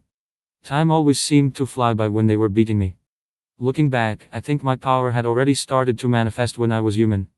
I shuddered. Edward's and Alice's faces were bleak but unsurprised. Of course they both had advance notice of what Miranda was about to say. Nobody missed me when I was taken by a vampire one night. They wanted to use me as practice for other vampires, a test to see if the newborns could improve their self-control over time. One of them snapped and bit me. The sire pulled him off me and punished him, leaving me for dead. But I hadn't lost as much blood as he thought. I transformed instead. The transformation stretched the limits of my power. Never before had I wanted so badly to fast forward through the pain, and never before had it been so difficult to focus. With that kind of motivation, I found new depths to my mental control. It's impossible to tell time amidst that agony, but looking back, I would guess that my suffering was much shorter than a typical transformation. Remembering my own torture just a day ago, I was immediately jealous. If I ever needed to turn someone else, I was going to track Miranda down and beg for her help. The start to my immortal life was no smoother than my human life, she continued. The South was full of warring vampires. Nobody wanted to recruit me to their side. I was scrawnier than the other newborns, and my power wasn't of any use in a fight. Seeing my raised eyebrow, she added, "Well, it wasn't back then. I hadn't figured out yet how to apply it to other people. That didn't mean I didn't get into any fights." I can't tell you how many times I got on the bad side of other vampires. I had to hunt somewhere and there wasn't anywhere that wasn't someone's territory. Usually, I managed to run away. A couple times, I ended up as a pile of body parts on the ground. I was lucky that neither of those vampires bothered to start a fire to finish the job. She grimaced. Honestly, you three are one of the more peaceful groups I've met. Let me guess, Alice chimed in, you headed north after that. Edward snorted. It's not guessing when you do it, Alice. I did eventually, Miranda confirmed. I didn't know it was any different up there or I would have gone much sooner. Different how, I asked. In the northern half of the United States, the vampire population is mostly nomadic, Alice explained. Whereas in the south, Coven's state claim two lands and fight over territory. You should ask Jasper about his time there. I nodded and motioned for Miranda to continue her story. I had a healthy fear of running into other vampires. But after a couple years I met Joam and he was different. He convinced me that he just wanted to talk and we ended up trading life stories. We got along well, so I decided to travel together with him. I figured if I had a partner, other vampires wouldn't be able to beat me up so easily. Joam was fascinated by my power. He always liked to experiment with things until he fully understood them and then figure out how to extend them. For a while I was the center of his attention. It was a new feeling for me. It was his idea to try to apply my talent to other people. I practiced on him for hours and hours. We tried everything he could think of. One day it finally clicked. I could feel that I was affecting him too. I was jubilant. Miranda chuckled at the memory. Joam didn't understand why I was celebrating. At first he couldn't feel a thing. I was only slowing us down by a few percent, which wasn't really noticeable. It took me months to be able to affect him enough that he could observe the surrounding wildlife moving faster than usual. And that was only when I was touching him. Eventually we worked on my range, too, and on being able to affect multiple people at once. How many can you affect now? I asked, fascinated. As I became absorbed in her story, my earlier animosity toward her had all but vanished. Miranda pondered the question. Probably dozens, but I never see that many vampires gathered in one place. My range is only a couple 100 yards. Impressive, Edward commented. She inclined her head at the compliment. What's your radius on the mind-reading thing? A few miles at most. It's easier for people I know well. What about you, Bella? Have you tried extending your power? You mean my immunity to your power and Edward's power? Is that possible? I don't know, Miranda shrugged. I've never seen anyone else who wasn't affected. I was stunned by the possibility. If I could have extended my mental protection to Edward and Alice, the fight with Victoria would have been trivial. How do I test it? I demanded. Try to stop Edward from reading Alice's thoughts, she suggested. Take her hand. Imagine your power like a bubble around your mind, but more elastic. Try to stretch it to encompass her mind, too. I spent the next minute attempting to mentally push against an imaginary bubble. I couldn't feel anything, and I could tell from Edward's expression that nothing was happening. Let's practice this later, Alice suggested impatiently. I suppose that meant she wasn't predicting any short-term breakthroughs on my part. I want to hear what happened with Joam. Miranda's face grew tense again. Well, after a while it became clear that he was looking for a partner in more ways than just a traveling companion. And you weren't interested, I guessed. Well, I wasn't necessarily opposed to the idea, she amended. I had never really been interested in anyone, and Joam was kinder to me than the rest. He made me feel important. He didn't seem like a bad choice of partner, not at first. I didn't really enjoy being intimate, but I didn't mind satisfying him occasionally. To be honest, after the first few times I started using my power to fast forward through it. I couldn't think of anything to say to that. I knew that many women, especially 800 years ago, saw the physical side of a relationship as an obligation, so I tried not to judge Miranda's relationship by my own standards, but I couldn't imagine sharing my body with someone unless I was truly passionate about them. I chanced a glance at Edward's face, wondering what he thought about this. He was looking at me with an unfathomable expression, so I quickly dropped my gaze. I could tell Joam was hurt that I was fast-forwarding through those moments, and I felt a bit guilty about that, Miranda admitted. I knew I wasn't being a very good partner to him. Eventually he decided that if I didn't enjoy it, there must be something wrong with me. He did a lot of research, promising to find a cure for me. He sought out other vampires with powers, even tried creating a few himself, thinking that someone out there must have a gift that could fix me. I wasn't sure how I felt about that, so I mostly tried not to think about it. He didn't end up finding anything. She spoke about it with such nonchalance. I grimaced.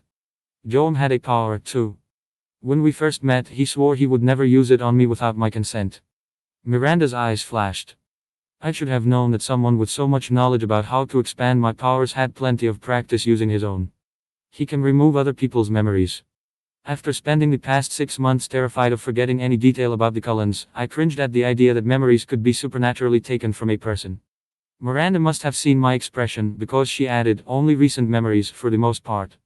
If he tried to remove something from longer ago, he'd also have to remove all the later times the person thought about that memory. It's a difficult ability to use. And he used it on you, I whispered, dreading the answer. Alice put a hand on Miranda's shoulder. Miranda flinched at the contact, then relaxed as it became clear the gesture was meant to be comforting. I had already suspected that the next part of the story would be unpleasant, but now I was certain. It's hard to say when he started manipulating my memory, she sighed. I first became aware that there was some time missing from our coupling. It was hard to tell, with my own perception of time sped up as it was. I asked him about it, and he said he was doing it as a favor to me, an augmentation of what I was doing with my own power. I supposed I was grateful to skip over moments I didn't particularly enjoy. But sometimes I was strangely weak and hungry afterward, like my body was using up its energy to heal. It wasn't until much later that I realized he was hitting me. We were all silent for a moment as that revelation sank in. After my perception warping ability had developed enough to be useful in combat, Joam tracked down an old coven of rivals. He picked a fight with them, trusting me to slow them down so he could butcher them. I hadn't known what he was planning. I didn't want to attack anyone, but they quickly had me pinned to the ground and I knew we were fighting for our lives. So I gave him the advantage he wanted. I could manage a factor of 6 or so back then, and it was more than enough. I spent weeks remembering that fight, especially the coven's screams for mercy at the end. Finally I found the courage to confront Joam about what he had done. He didn't like me challenging his decision. I had always followed his pursuits and interests before that, content as long as I was safe. We argued for hours.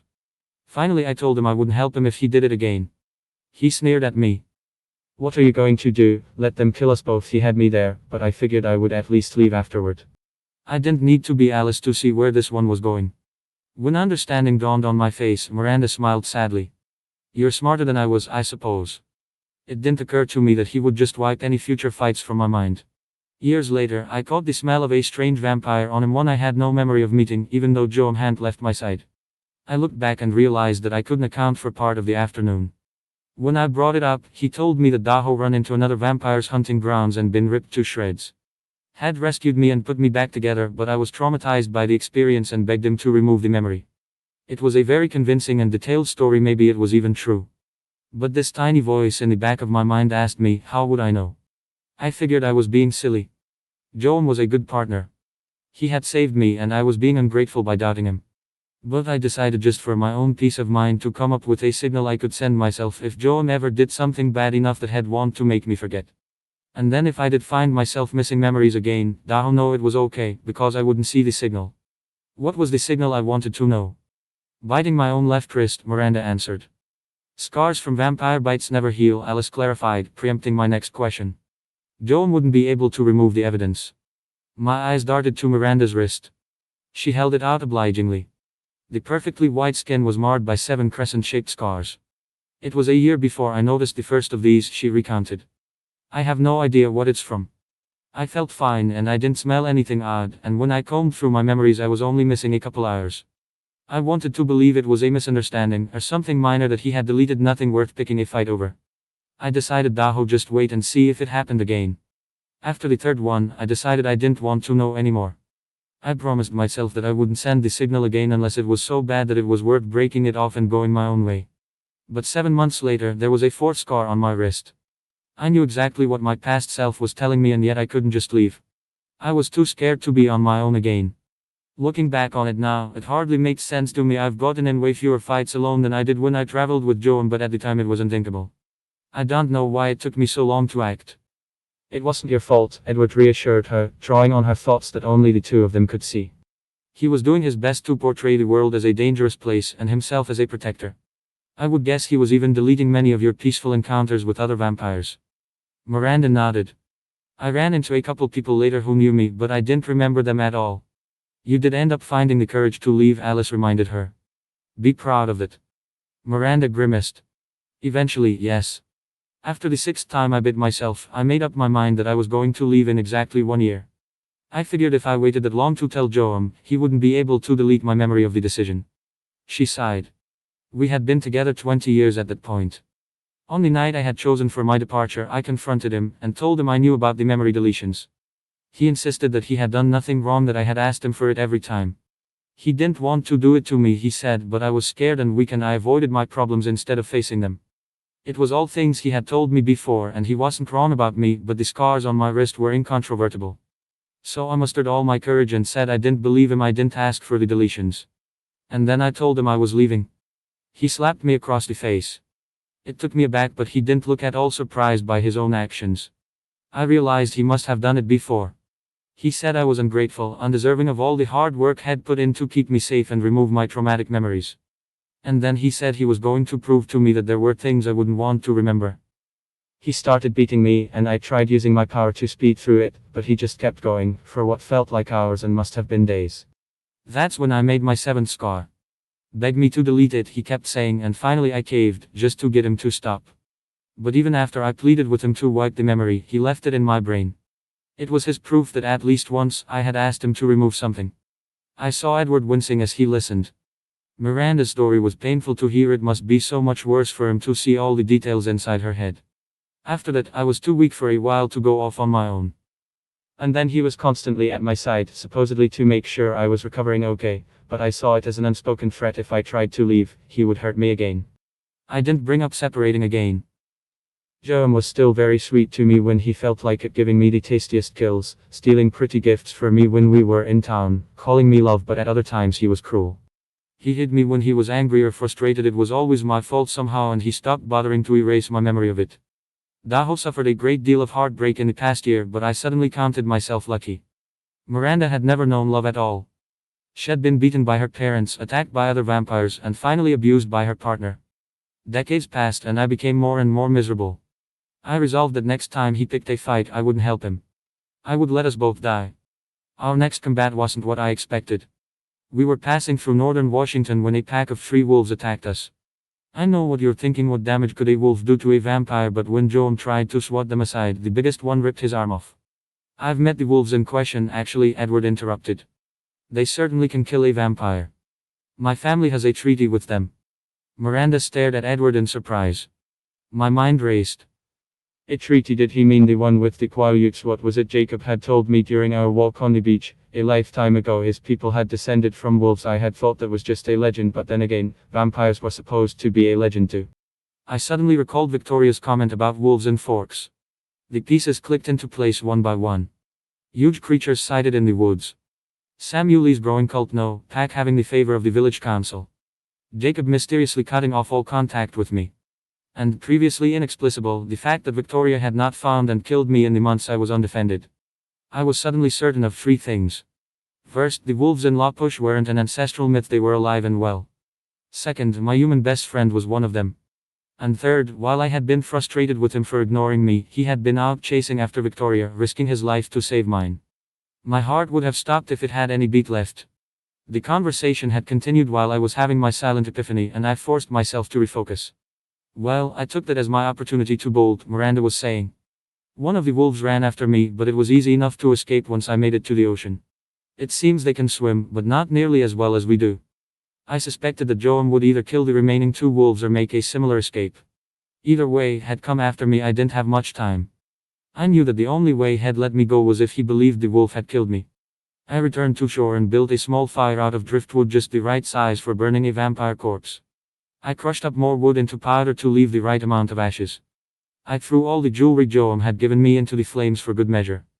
And then I launched myself 20 feet into the water so that my scent would seem to end at the bonfire. That was 56 years ago, and as far as I know, Joam still thinks him dead. I've been avoiding our usual haunts and steering clear of other vampires who might know him. It was working great until yesterday, when Victoria found me.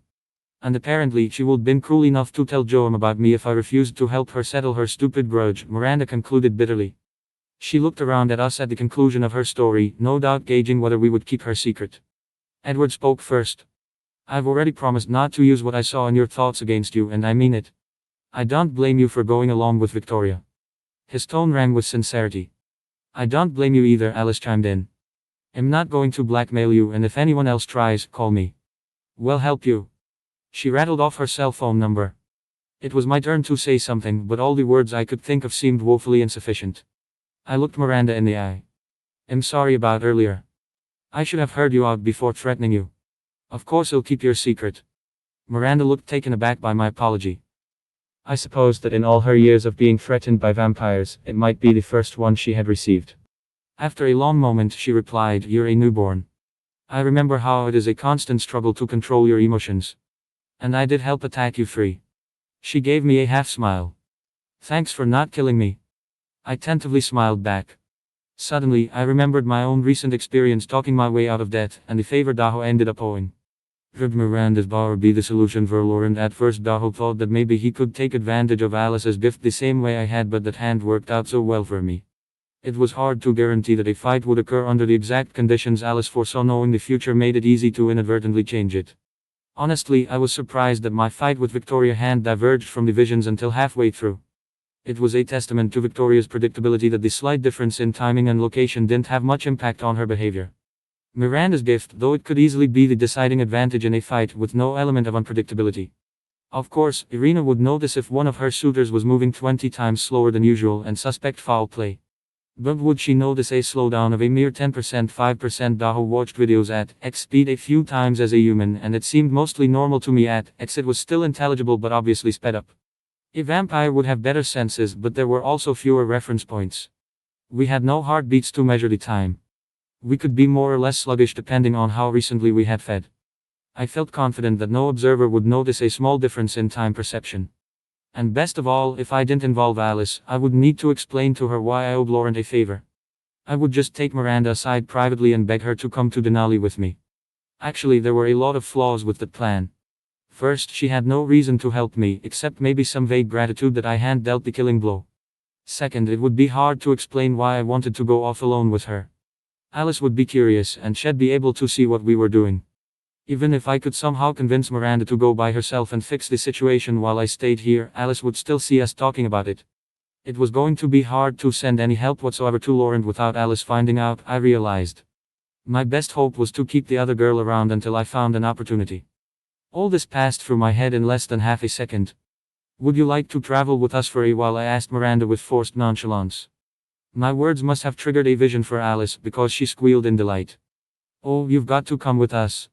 The rest of the family will love you." Miranda raised her eyebrows. Well, I didn't have any plans. Where are we headed? Now that we'd settled the issue of what to do with Miranda, Edward rounded on Alice. "So, dear sister of mine," he said through gritted teeth, "would you care to explain to me why you thought it acceptable to sacrifice Bella's life to rescue me?" She narrowed her eyes in return. "That's a great way to say thanks for saving your sorry butt from Victoria." "Thanks," he bit out. "It was my choice to come here," I defended Alice. "It's not your job to protect me anymore, in case you haven't noticed. You both could have died." Edward roared. He was glorious in his anger. "You would have died if we weren't here." I snarled back. "We had a plan," Alice argued, and I knew she was showing Edward our preparations in her mind. She added aloud, "I wouldn't have helped Bella find you if I weren't reasonably certain we'd all make it out unscathed." I wasn't sure that was actually true. Alice had been able to see me fighting Victoria even before we had a plan, which meant that I would have somehow convinced her to take me there in the absence of additional visions. But Edward had a different objection. "You call this unscathed?" he growled, gesturing at me. "She's a vampire, Alice. This is the worst possible thing you could have done." I flinched at the venom in his voice. Was he so miserable to have me as one of his kind? Did he think I was going to be some kind of immortal stalker? "I didn't turn her, Edward," Alice replied, exasperated. "I didn't even foresee her transformation until it was too late for me to do anything. I met up with her to help her adjust to life as a vampire, and we were together when I saw Victoria coming for you." "Oh."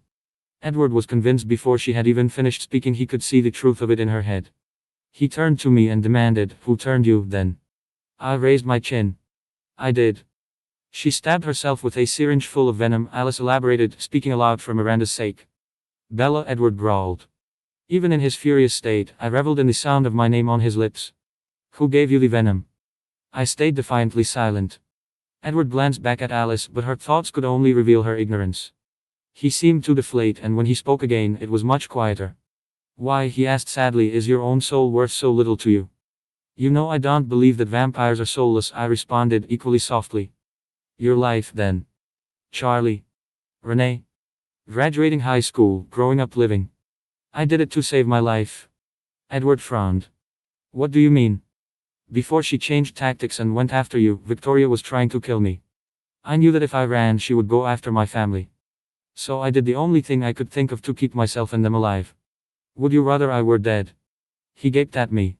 Victoria knows she was here in South America. I was tracking her. She ran into me in Northern Oregon, Miranda chimed in. You must not have been doing a very good job tracking.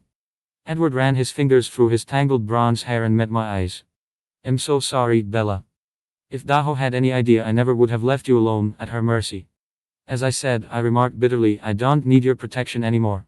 He dropped his dark eyes, the picture of a dejected angel. I instantly regretted my harsh words. I tried again. I found my own solution. Victoria is dead now. You have nothing to feel guilty about. I have everything to feel guilty about, he disagreed vehemently. Is he always this angsty, Miranda asked Alice. Yeah, pretty much, the latter replied. More so since he met Bella. Edward steadfastly ignored them. How did you find out Victoria was after you, he asked me. I thought fast.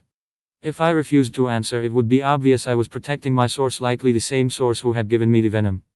And I didn't know very many vampires who would be informed of Victoria's whereabouts. Laurent was at the top of our very short list of mutual acquaintances.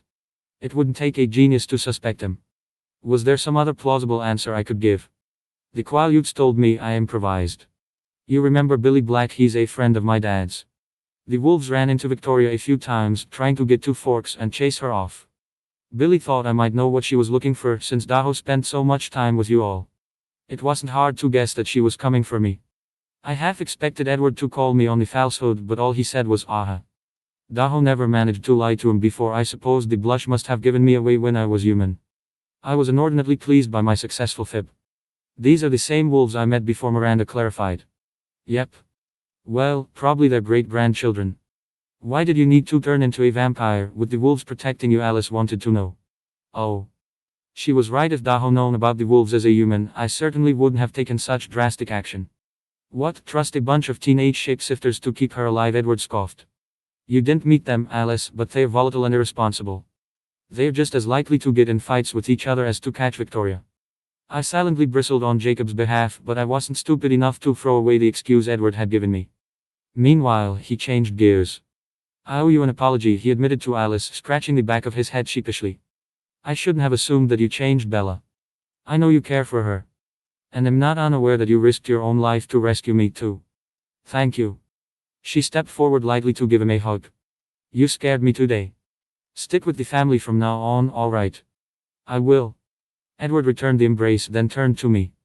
I should have known trouble would find you, Bella, whether I was there or not. I should have given you some way to contact us in an emergency. I'm sorry I left you with no better options than this. He shook his head. You were incredible today. Watching you fight Victoria, he trailed off. Thank you. Alice chimed in before I could reply. Bella was amazing, right from the beginning. Figured things out faster than any newborn I've ever seen. Not to mention she didn't kill a single human at the airport. Edward never took his eyes off me as she spoke. His expression of awe ignited a warmth deep in my chest. I broke eye contact first, embarrassed. Eventually the discussion turned to logistics. Most of the Cullen family was vacationing in Norway, so our plan was to run to the northeastern tip of Brazil, then swim across to Africa. From there we would head north, crossing into Spain at the Strait of Gibraltar and continuing through Europe. Edward and Alice were debating the exact angle we should swim once we left Brazil. The argument involved the ratio of our running versus swimming speeds and encyclopedic knowledge of currents in the Atlantic Ocean and no small amount of mental calculus. Next they considered our route out of Denmark. Was it faster to detour overland through Sweden, or swim straight through the North Sea? Nobody had shown me a map since Daho acquired an eidetic memory, so I didn't have much to contribute to the discussion. Miranda looked bored too. Have you ever been to Europe? I asked her. This will be my first time. She nodded. A few times with Joam. He always planned our route. I couldn't think of a reply, so we stood in a companionable silence. My gaze never left Edward. Daho only ever seen him bored in high school, now his golden eyes were animated with problem solving. He had never been more beautiful. While I watched, I tried to make heads or tails of the conversation we'd just had. Edward was distraught over the loss of my soul, more upset at it than at the possibility of losing his own life. Did that mean he still cared for me? Then why didn't he want to be with me, or was he just feeling guilty, in his typical Edward way, that his involvement in my life had led to this fate? For me it was probably the latter, I concluded. I could not afford to get my hopes up. We packed up our few belongings, scattering the ashes of the bonfire that had once been Victoria, and began the 15-hour trek north. As we ran, Alice filled Edward in on what the rest of the family had been up to while he was in South America. Rosalie and Emmett were in college this time. She was studying electrical engineering while he tried out French literature. Jasper was learning various martial arts, hoping to improve his self-control. Alice had tracked down some distant family members and was reconnecting with them. Esme had taken up tapestry weaving and was creating decorations for the various family homes. Carlisle had taken some time off from working with patients and was researching new medical techniques. Most recently, they'd all taken an extended family trip north of Oslo. We were out hunting seals when I had a vision of Bella as a vampire for the first time in ages. I was so happy. At first I thought you'd changed your mind, Edward, but then I saw you were still in Brazil. Of course I had to go find out what was going on, and bring Bella back to join the rest of us. But I didn't want to spoil the surprise for everyone else, so I told them I would be gone for a week on a mysterious errand. Everyone will be delighted when they find out. Edward glowered at her. Fine, everyone but you, Alice amended, her enthusiasm undamped. I winced. She carried on with her tale of introducing me to vampire life, seeing Victoria's plans, and our desperate race to reach him.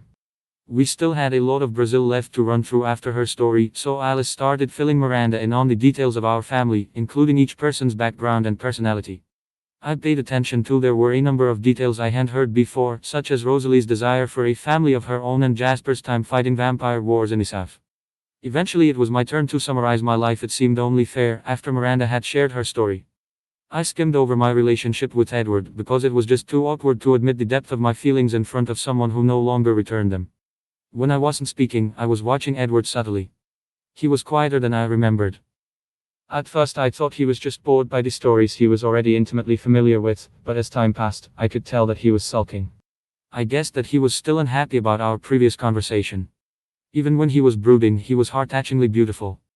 To distract myself, I worked on flexing my power. As far as I could tell, this was equivalent to flexing the muscle around my pupil completely out of my control. At least I knew where my pupil was supposed to be, unlike my imaginary shield. I chose Alice as my target to protect, knowing that Edward would immediately notice if I were successful. I ran close by her and focused on my desire to defend her from Victoria. My mind pushed in every direction I could imagine. Nothing happened. In the 14th hour of our journey, as Edward was describing his own close call with the Spanish influenza, I felt something shift for the first time. The faintest elastic thread moved under my mental pressure. I grappled with it, shoving it out toward Alice, then lost it. My mother begged Carlisle to Alice what was that. Edward looked back at her. I let out a celebratory whoop. I did it. Alice whooped too, and pulled me into a tight hug. Did what Miranda asked. She shielded Alice's mind for a moment, Edward explained, beaming at me in a way that made my stomach flip-flop. I could still hear it, but it was like getting a burst of static in a radio signal. That was fast. Miranda praised me. Can you do it again? 1 second. I concentrated. I knew the rough feeling I was looking for now, but the thread I had found earlier was gone. I could feel Edward watching me intently, his earlier moodiness buried for the moment, and I desperately wanted to impress him. How could it be so difficult to replicate my feat from a moment before? After a minute, I slumped my shoulders in defeat. It's really hard, Miranda commiserated. Keep trying. I took her advice. We finally reached the northeastern tip of South America. The next stage of our journey would be a 2.5-day swim to Guinea. Thankfully, Alice had anticipated the problems with navigating ocean currents in a dress, and had packed 2 bikinis for our trip. Miranda, clad in shorts and a tank top, seemed content to swim as she was. Alice and I took turns changing behind a tree while Edward stripped down to his shorts. Daho always worn a one-piece swimsuit before, so I wrinkled my nose at the skimpy outfit as I slipped into it. If I were still human, Daho definitely have been blushing as I stepped out from behind the huge cedar. Instead, I kept my face composed as I looked for Edward's reaction. I was gratified to see his eyes trace my half-covered curves hungrily. Suddenly remembering propriety, his head snapped away, and he looked rigidly forward into the distance. His bare torso had no less impact on me with the sun shimmering on his pale muscular frame. Edward put male swimsuit models to shame. Alice tugged at my arm, pulling me out onto the beach before I could make a fool of myself. She took a great running start and launched herself into the ocean, disappearing under the waves. I followed, trying to propel myself as far forward as possible with my initial dive. Opening my eyes underwater felt strange. It didn't hurt at all, but my eyes kept refocusing on all the tiny particles floating around in the murky water. As I got further from the shore, it cleared up a bit and I found Alice waiting for me 10 feet deep. Since we didn't need to breathe, our plan was to swim under the surface, where there was no risk of humans sighting us. Alice rolled her eyes at my sloppy breaststroke. She mimed the proper movement and I practiced pulling myself through the water with smooth powerful strokes and streamlined form. Edward and Miranda caught up quickly and showed me their own tips. When Edward took my arm to demonstrate the ideal angle of my elbow, I tried not to shiver at the electric feeling of his fingers brushing against me. I wondered if I was imagining his skin lingering intentionally on mine. But all too soon, he was satisfied with my technique and we set out across the ocean. I settled in behind the three of them to gain a slight speed up from their wake. It was over an 1,800-mile swim to Western Africa. I was significantly slower at swimming than running, so I predicted it would take 2 or 3 days before we reached land. Once we were an hour out from the coast, Edward judged it safe to surface. The risk of encountering humans was minimal. I goofed around in the waves for a while, bobbing up and down, trying out different strokes. Renee had signed me up for a swim class when I was 8, but I hadn't practiced in years and my body had never been so quick to obey my every whim. With the threat of Victoria gone, I felt more lighthearted than I had in days. Miranda, who turned out to be quite a good swimmer, demonstrated her preferred style. It vaguely resembled the butterfly stroke Daho learned 10 years ago, but whereas my butterfly then could be mistaken for a drowning toddler, she became a dolphin. Each pull of her light arms launched her 20 feet forward through the air. Edward laughed in delighted surprise and mimicked her movements. The sun glistened off his skin as he arced forward, crashing back into the water and rocketing upward again. Since there was hardly any drag in the air compared to the waves, the two of them quickly outpaced me and Alice. Soon I could see only a distant pair of sparkling fish. My good mood evaporated, replaced with a surge of jealousy. Miranda was beautiful and talented and had a century of experience on me. Was it possible that Edward would fall for her charms? He seemed less gloomy swimming with her than he had in the entire run from Rio. I suddenly saw Alice's attentiveness to Miranda in a different light. She had seen the other girl as one of the family, and the most obvious way for that to happen would be pairing up with the only unpartnered member of the Cullen family. I forced the feeling down. Edward had already made his choice clear when he left Forks. He didn't want me. What did it matter if he ended up with Miranda, or someone else? He deserved happiness, and so did she, for that matter.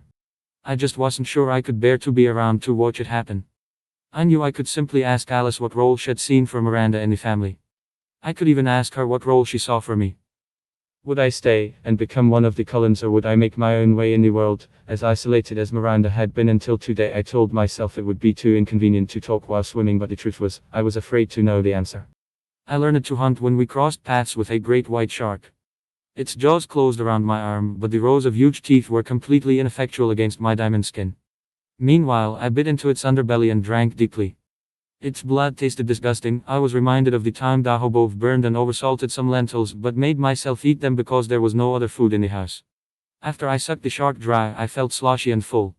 I hoped it would be good enough to resist the temptation of any humans we happened across at the end of our swim. Miranda looked equally repulsed by my fare. She had agreed to try out the vegetarian diet, but she wouldn't need to eat for another week. Having second thoughts, Alice teased. It's not the worst thing I've ever smelled, she remarked, but it's close. It tastes much better than it smells, I fibbed. Try a sip. She sank her fangs in experimentally. The revolted look she gave me was priceless. I burst out laughing. After a moment, she joined in. You got me. Disgusting. Now I know what I miss most about being human, I joked.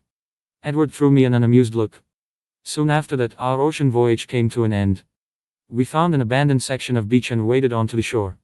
Alice returned my dress and Edward's shirt from her apparently waterproof bag, and the four of us went back to running. In just over a day and a half, we would be reunited with the other 5 Cullens. Stay out of sight of the door for a moment, Alice whispered to me as we approached the Cullens' vacation house. I obediently flattened myself against the brick wall to the side of the porch while she threw open the front entrance. I was more than a little nervous about what the rest of the family would think when they saw me. Guess what? She called. I heard the light steps of 5 vampires dashing to the foyer, then the sound of Alice being lifted off her feet as someone, presumably Jasper, swung her around enthusiastically. Edward stood behind her in the doorway, smiling slightly sheepishly, and she beckoned him forward. Asm was the first to speak. Oh, Edward, you're home. She threw her arms around him. Are you here to stay? I am, he confirmed. I missed you. All of you. Welcome back, son, Carlyle greeted Edward warmly. You look much better. What did that mean? Had Edward been unhappy in my absence, or had the unfinished business with Victoria been wearing on him? Miranda was next through the door, and Alice enthusiastically introduced her. I listened as everyone greeted the new addition. If Alice said she was one of the family, that was good enough for the rest of them. I imagined some of them must be sneaking glances at Edward, wondering at his relation to Miranda, and I had to clamp down on the surge of jealousy that ripped through me. As the introductions died down, several of the Cullens turned to look toward the porch. It had not escaped Anyone's notice that there was another unfamiliar scent.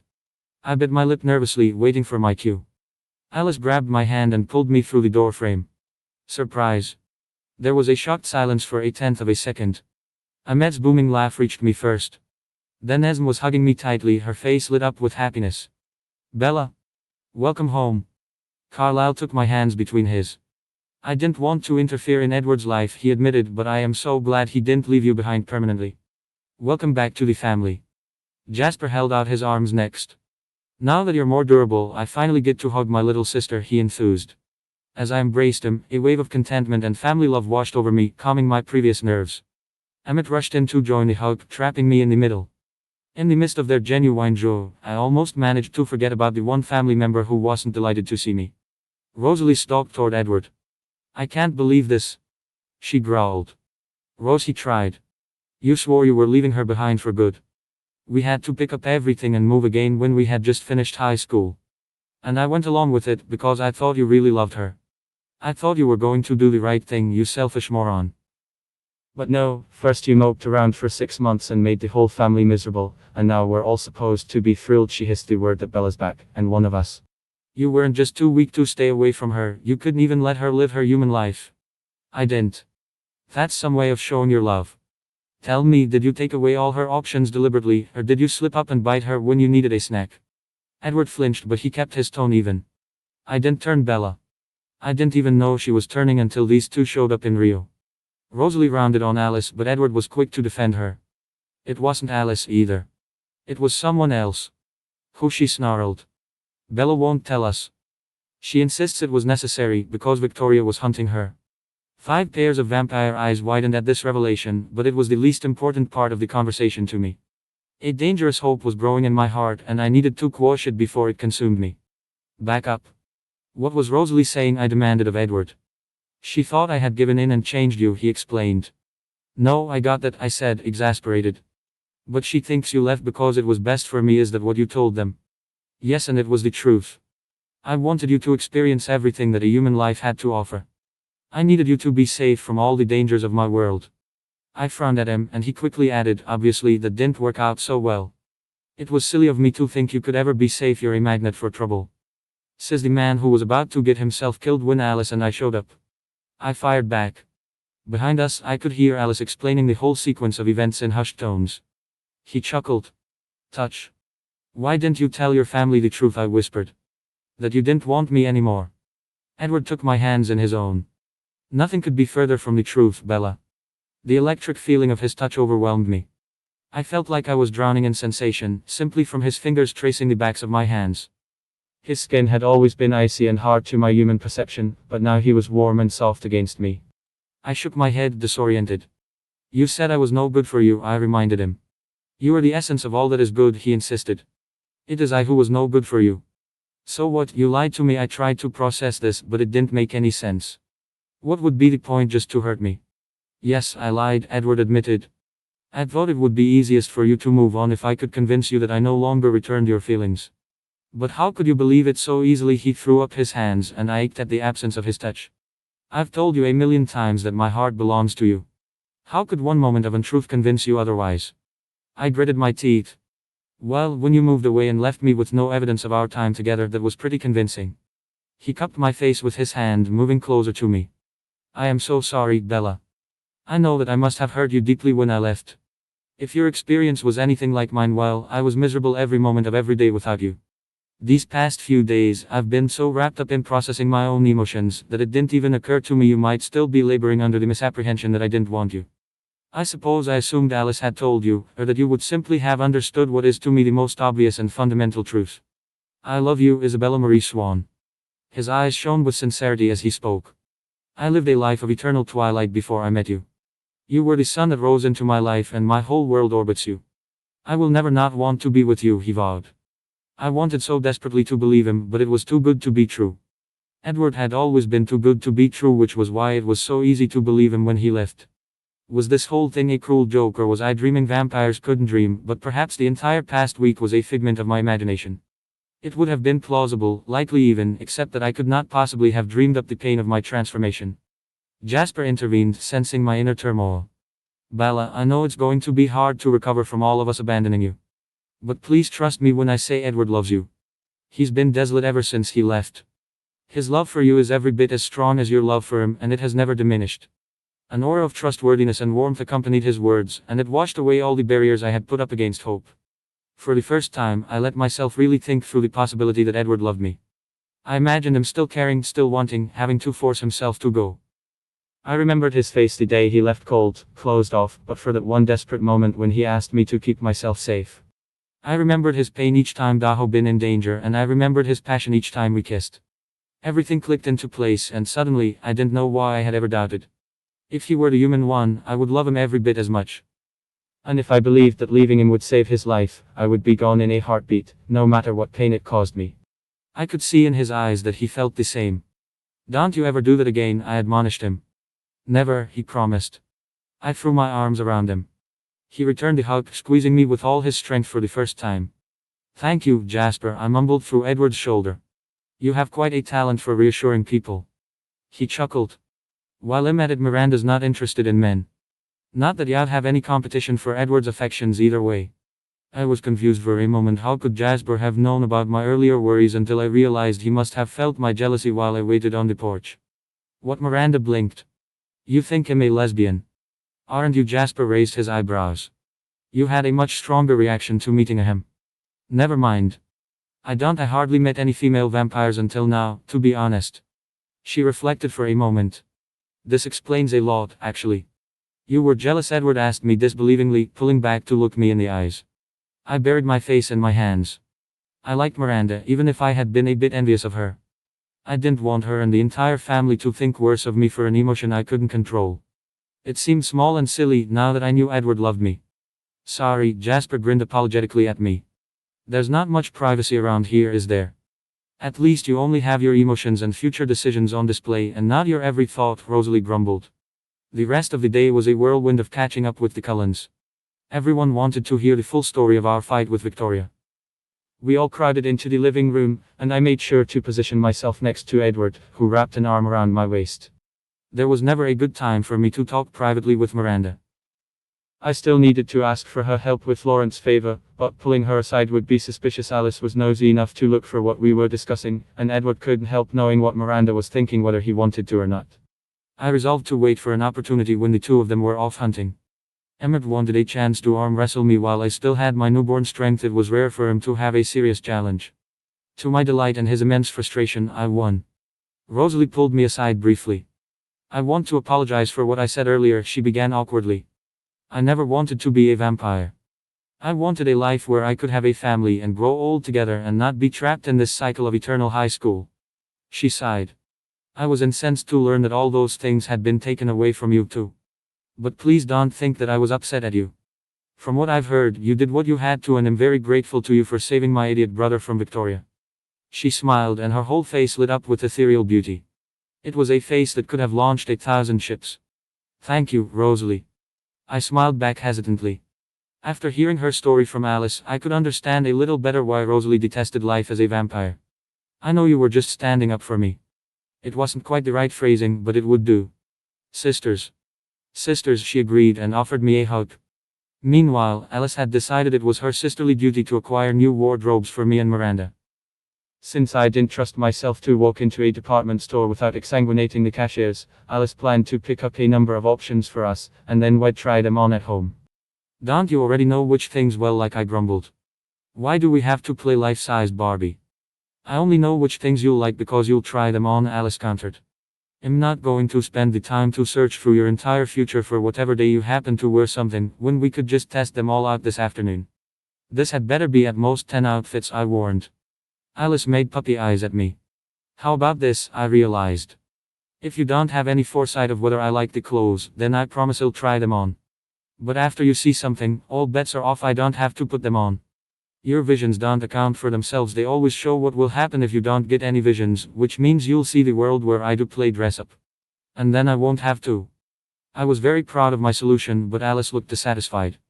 It suddenly occurred to me that she had already thought of this strategy. In fact, she probably used it all the time and she simply wanted me to participate in her fashion show. I sighed. If you get to envision me wearing whatever you want, why do you care whether it happens again in real life? I enjoy real-world experiences more than things that only happen in my head, she complained. You might as well ask me why I do anything fun, instead of just deciding to do it and watching what happens. I wouldn't mind playing dress up with you, Alice, Miranda offered. It's been a century since I owned more than a couple outfits. Why don't the two of us do that and let Bella spend some time alone with Edward? I could have kissed her. At the sound of his name, Edward appeared at my side. He pulled me away from the other two and I went with him happily. Once we were at a polite distance, I wrapped my arms around him, craving his touch. He let me embrace him, his fingers playing idly with my hair, but I could feel that his mind was distant. I wanted to stay there forever, holding him in silence. I was afraid to ask what he was thinking. His distance reminded me too much of those final days together in Forks, before he left me. I was afraid that if I demanded to know what was on his mind, his answer would hurt me, and I was even more afraid that he would refuse to tell me, passing it off as nothing and leaving me agonizing over the question. Before I could muster up my courage, he bent, brushing his lips against my ear. I spoke with Jasper, he murmured. He insists that we sit down with him and talk through some things. You know, couples therapy. I froze. I had heard of couples therapy before, but always in the context of partners about to divorce.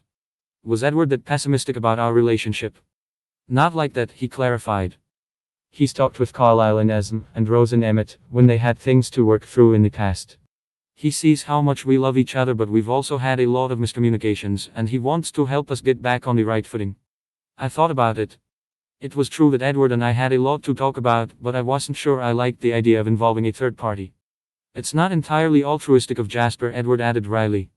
He absorbs the emotions of everyone around him, so he's extra motivated to see us as happy as possible. I just about drove him crazy when I was apart from you, which is one reason I went off alone. But from what I've seen in everyone else's minds, that same talent makes him very effective at resolving miscommunications and helping people stay calm. Alright, I agreed. Let's try it. Jasper, Edward, and I ran deep into the forest surrounding the Cullens' vacation home. When we were far enough away that no one could overhear us, and Edward wouldn't be distracted by hearing anyone else's thoughts, we stopped. Jasper insisted that we pull a few loads together and sit facing each other. As vampires, we would have been comfortable standing indefinitely, but he seemed to think it would improve the atmosphere. I think we already know what emotions Bella is working through, Jasper said without preamble.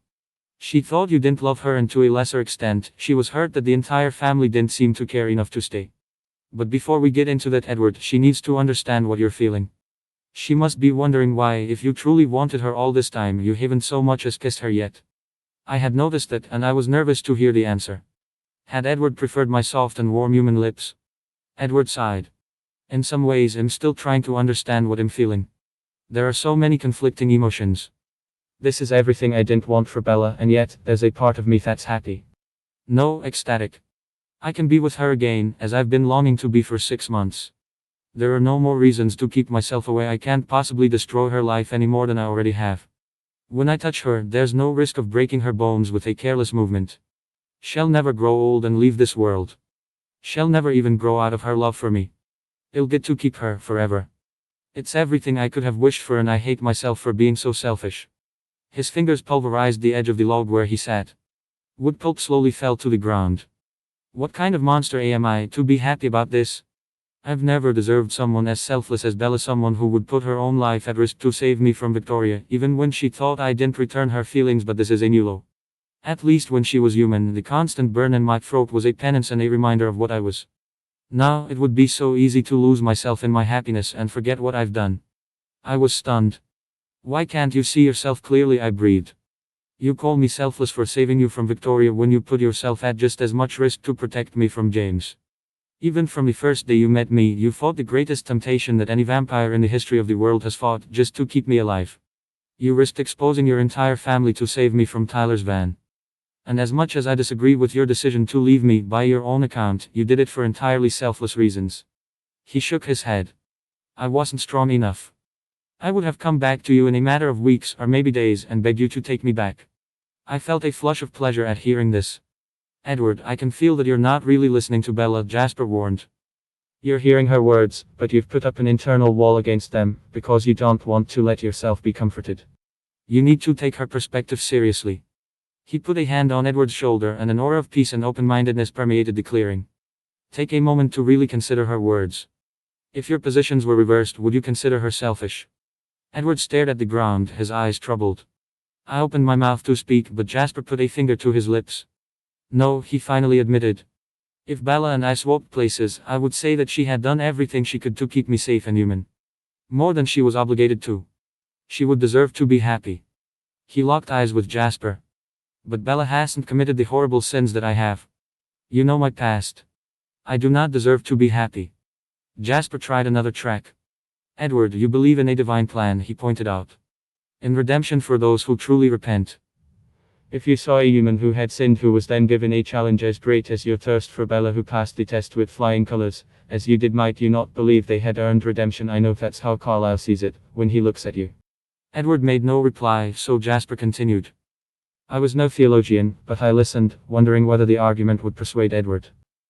And if that human had to leave behind the one they loved, and then the person came back into their life with all the obstacles resolved, would you not think it was meant to be? Could you ascribe that to the random luck of a soulless monster? Edward gritted his teeth. I refuse to believe that Bella was meant to be a vampire. No one deserves it. Hey, I like being a vampire, I objected. You're a terrible liar, he crossed his arms. I'm not lying, I informed him, narrowing my eyes. You expect me to believe you enjoy living on shark blood. Okay, not everything is an improvement. But being able to run without tripping is pretty great. So is arm wrestling with Emmett. Being with your family, not having to sleep, keeping up with you all mentally so far, Daho say the good outweighs the bad. Even if I don't count having you, which is the biggest benefit of all. You really mean that, he realized, wondering. I nodded. Edward, you can't change the fact that Bella is a vampire now, Jasper pointed out. So the remaining question is, do you want her to enjoy her supernatural life? Of course. And if your positions were reversed and she were disconsolate about your existence as a vampire, could you be happy? It would be difficult, Edward allowed. So the selfless thing to do here is. Yeah, I get it, he shot Jasper a frustrated look. You'll work on letting myself be happy. A wave of satisfaction and rightness washed over us, supplementing my own feelings about Edward's concession. I knew Jasper was using positive reinforcement to not just toward the behavior he wanted, but even knowing he was doing it, it was still effective. Your turn, Bella, Jasper directed. Tell me about how you felt when Edward left. Are those emotions still there? I shied away from the question. I didn't want to relive those feelings and I didn't want to inflict them on Edward, who would use my pain as fuel for further self-castigation. Isn't couples therapy usually supposed to be about the couple talking things out, and the therapist just listening and helping keep things civil, I commented. Usually, yes, Jasper acknowledged. But you two both have trouble expressing your own needs. You keep things inside because you're afraid that the other person will deprioritize their own desires in favor of yours. You hide your pain to avoid burdening your partner with it. Bella, Edward can't read your mind. He's so accustomed to his ability that he doesn't quite know how to communicate without it. He makes assumptions like when he spent your several-day journey thinking you must know he loved you, and he takes a long time getting to the point when communicating about how he feels too. You'll both need to make a conscious effort to bring up difficult topics and ask for what you need. He looked at each of us in turn. Edward nodded. I hesitated. I didn't want to ruin the moment by disagreeing, but Jasper's advice felt wrong to me. Finally, I found the courage to speak my mind. How can I ask Edward for anything more? Getting to be with him is already so much more than I expected. He's brilliant and kind and gorgeous and so completely out of my league. He's also the perfect gentleman, and if I bring up the slightest discomfort, he'll tie himself in knots over it. I had posed the question to Jasper, but he let Edward answer. Now who doesn't see herself clearly, he asked. You are even more beautiful now than you were as a human, and that's saying something. But it's your caring and resilience that led me to fall in love with you. I know you never saw us as being on the same level when you were a human, no matter how many times I tried to tell you this. If there's one positive outcome I might hope for now that you're a vampire, it would be for you to finally see us as equals.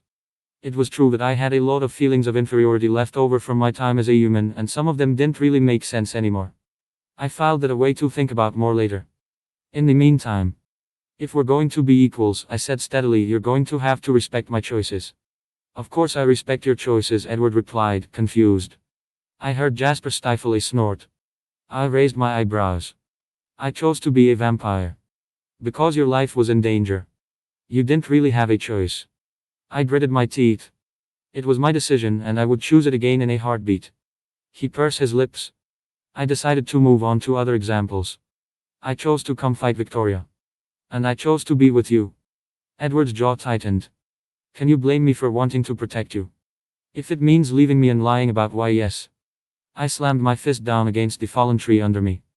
Then I stared at the shattered wood, a little surprised by the vehemence of my own outburst.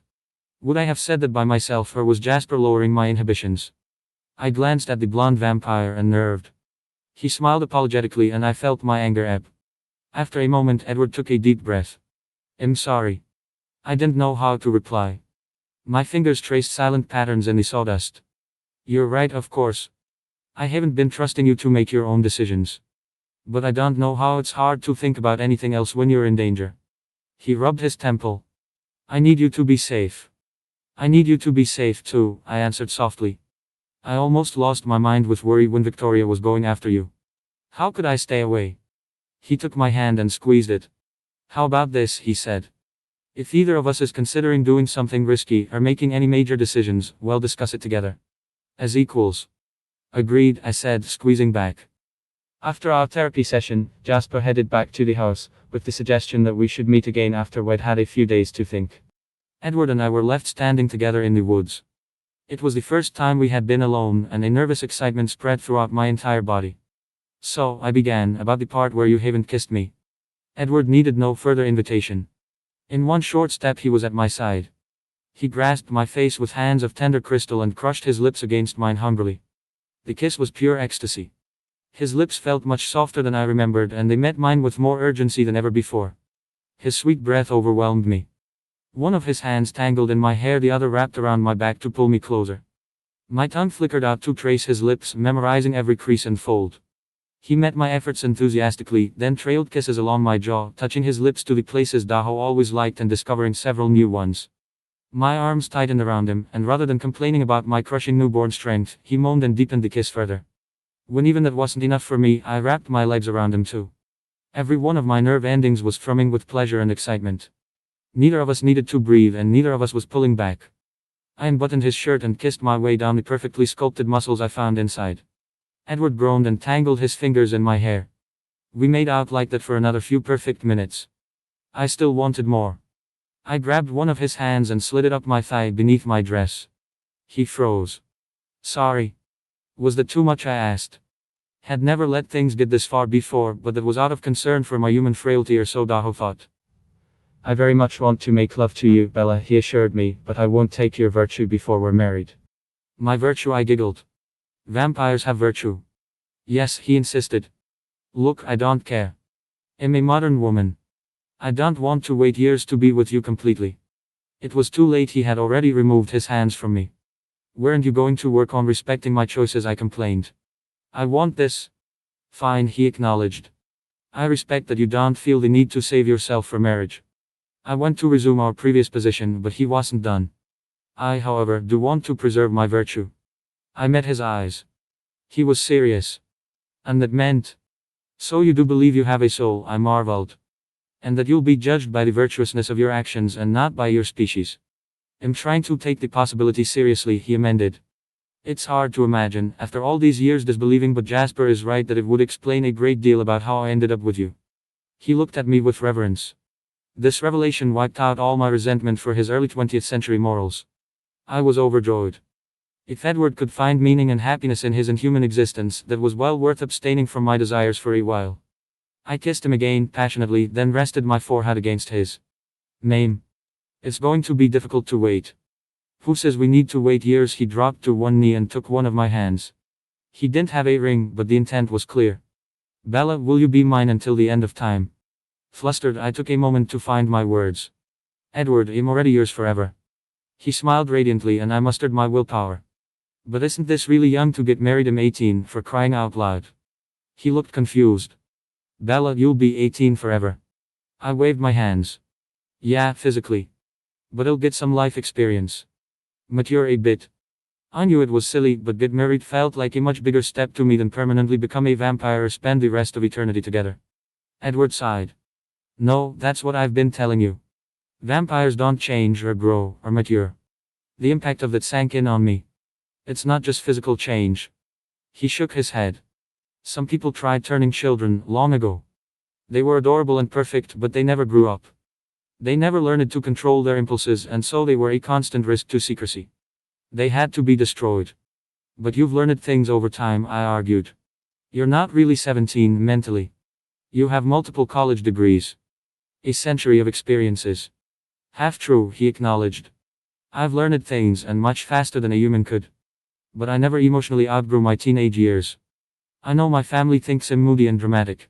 He smiled wryly, not denying the criticisms had heard in their thoughts. Looking like a 17-year-old has its drawbacks too. Nobody would let me get a full-time job the way Carlisle does. Being a teenager forever, it's not the life I wanted for you, Bella. But I'm trying to make the most of it now. I let out a deep breath. At least vampires don't get PMs, I mumbled. That startled Edward into a laugh. He was still on one knee, looking up at me, and I realized I needed to elaborate on my earlier response. I do want to be with you forever, I reassured him. I'm thrilled that you want that too. It's just marriage. My mother got married as a teenager, and she always told me not to repeat her mistake. It's a big step, I insisted. Edward stood and wrapped his arms around me. I'll be here whenever you're ready, he promised. Hope you all liked the video. If you did, don't forget to like and subscribe. We'll see you in the next video. Until then, goodbye.